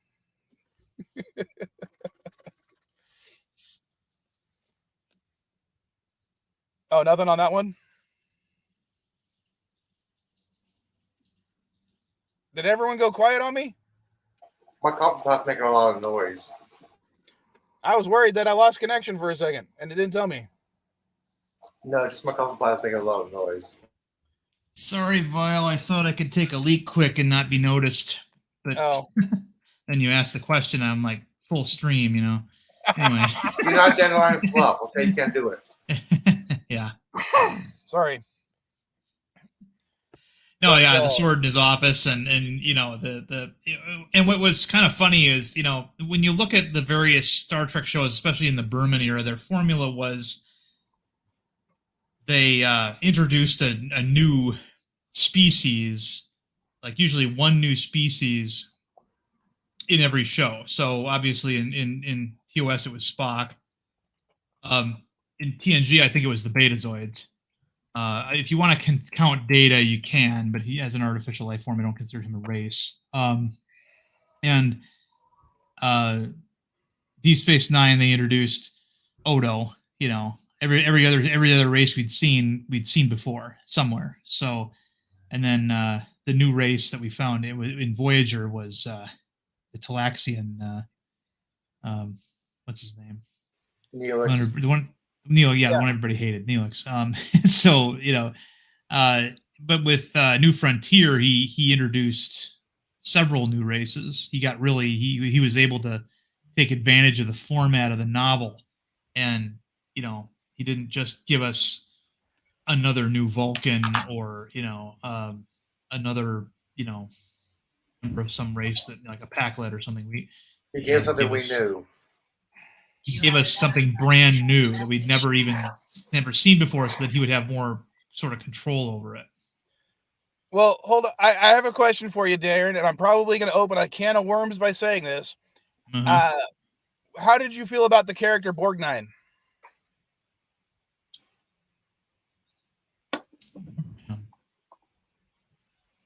The Hermat? The one that's both male and female? Well, I don't think I read that one. She was the chief engineer of the entire series. Leffler was the chief engineer in the books that I read. He was a mission specialist. The chief engineer in New Frontier was Borgnine, the Hermat. Okay, I thought that was. I didn't have a problem with that. I mean, I guess I do remember it now. I remember whatever was the name was funny to me because it reminded me of Ernest Borgnine, the actor. That's what it was named after. Yeah. Yeah. So that's what I think of is when I think of Borgnine, I think of Ernest Borgnine playing that part for some reason. The preferred pronoun for that character was HIR, HIR, as a combination of him and her. Yeah, I remember that now. Yeah, I don't think it was a big deal back then because it wasn't a human being. You know, aliens, you can do all kinds of weird shit with that. I mean, it's like I didn't feel too. You know, the so-called gay episode of TNG where they called The Outcast with Riker falling in love with a hermaphrodite. You know, I didn't have as big a problem with that episode because again, it was an alien. You know, it wasn't like, you know, and I didn't have as big a problem with the Mocklins on Orville either for the same reason. I mean, these aren't human beings, so you know. Well, you know, and it's funny you should mention that episode because in one of the books, there is someone on the ship that is someone from that race. Yeah. And they don't get along with the Hermat character because they Bergie thought it was because she's bigendered and the other character is zero gendered essentially. Yeah. And that's what they thought that's what they thought the problem was. But it turns out it was actually because they just talk too much. Yeah, But it's funny how they went into that whole gender conversation in a book, 15, 20 years ago. Well, one of the things that does drive me a little bit crazy with Star Trek is everybody wants to repeat the thing that happened with Kirk, right? You blew up your Enterprise.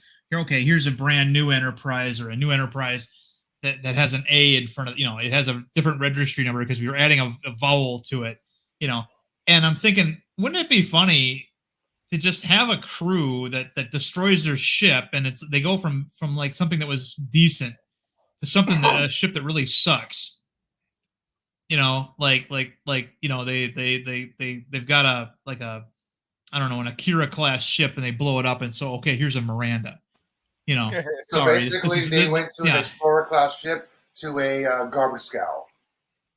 Well, yeah, no. I Yeah. mean, the Akira isn't. I don't think of the Akira as an explorer, but no, the idea that you get this big, glorious, brand new ship with all the power they need, all the amenities. It's everything's smooth, a great computer system, and then no. Here, we're going to give you this renovated Miranda, and put you on the most boring patrol duty you can get, and I thought that would be just so fun because it would, if you did that, it would demonstrate that all the times we'd seen something the opposite happen were special, because those crews were special or that ship was special, and it's like you get one ship that has that it's a good looking handsome ship with a cool name like the Thunder Child or something, and then they give you something that's kind of junky, and it's got a really lame name, like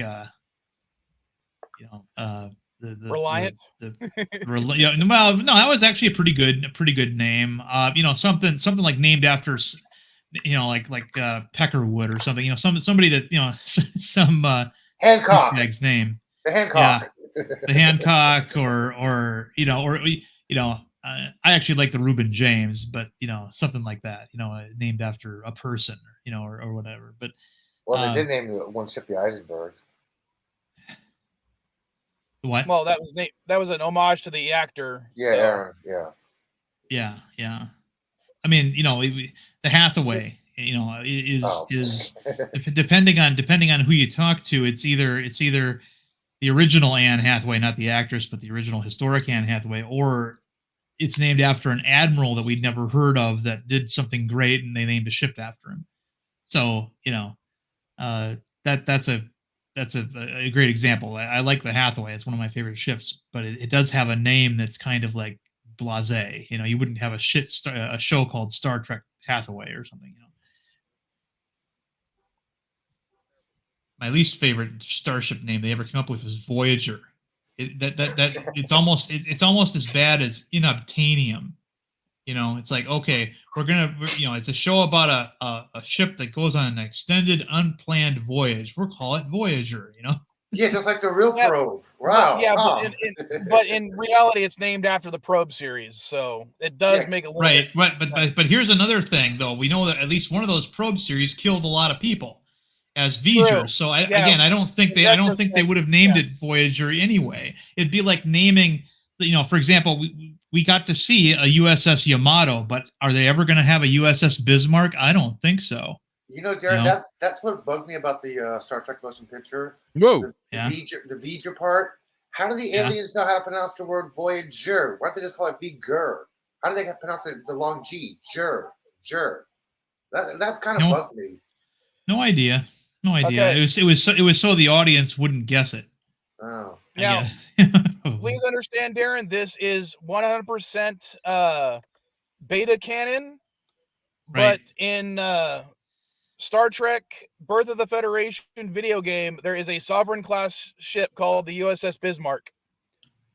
Okay. Nifty. But beta canon is for betas. So yeah, I know. And beta canon also includes a Constitution class Bismarck, a Defender class Bismarck, a Proxima class Bismarck, an Excelsior class Bismarck. So at least in books, video games, and other sources, there has been Bismarck, but it's not one on screen. Yeah.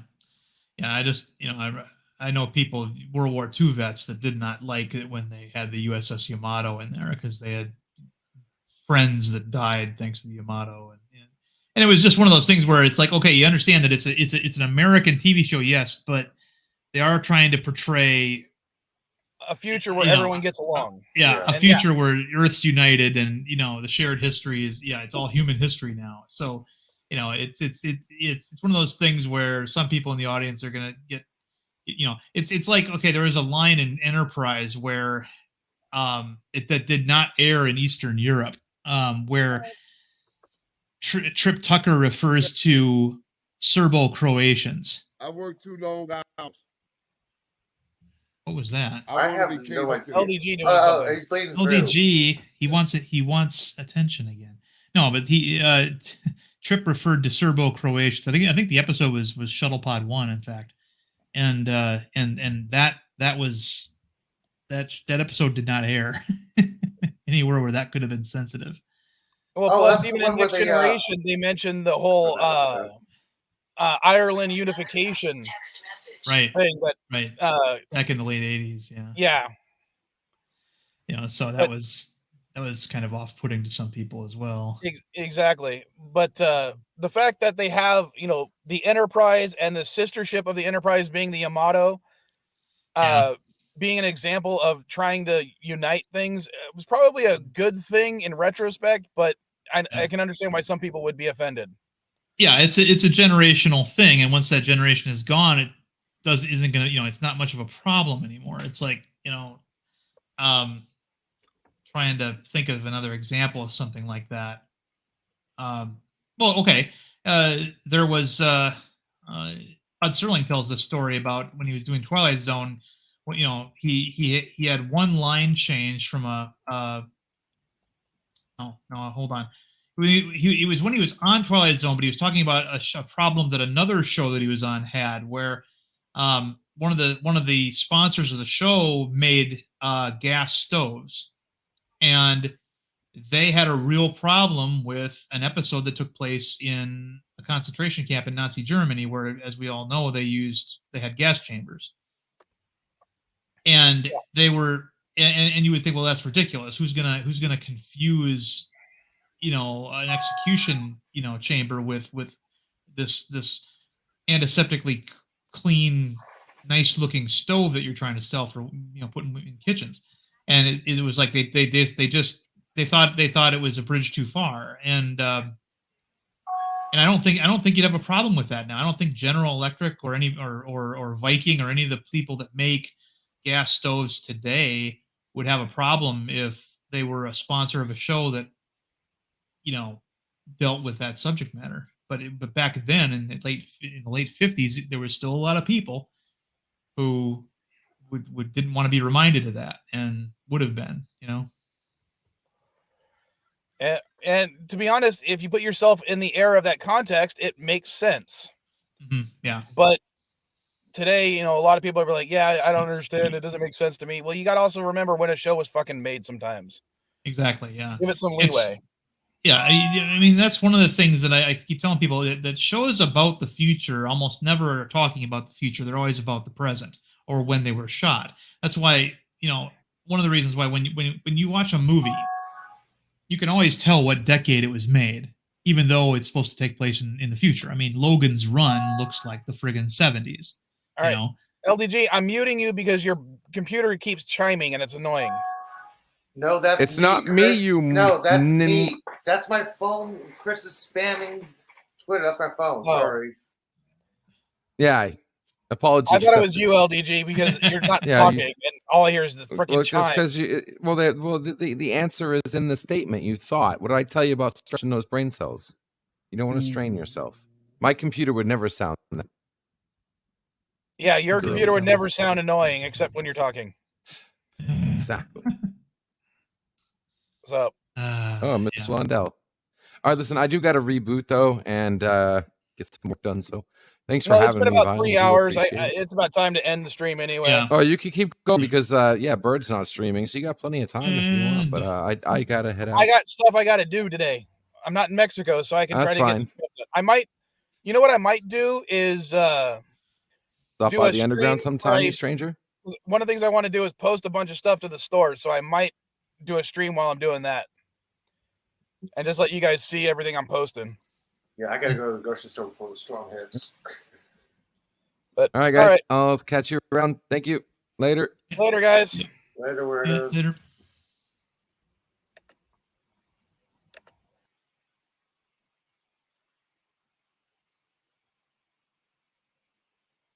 We still never ended live the show. We're still live. Sheesh.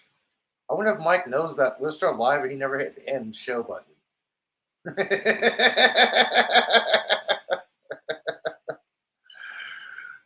Okay, you are there. You didn't hit the end live button. You just clicked yourself out of here, didn't you?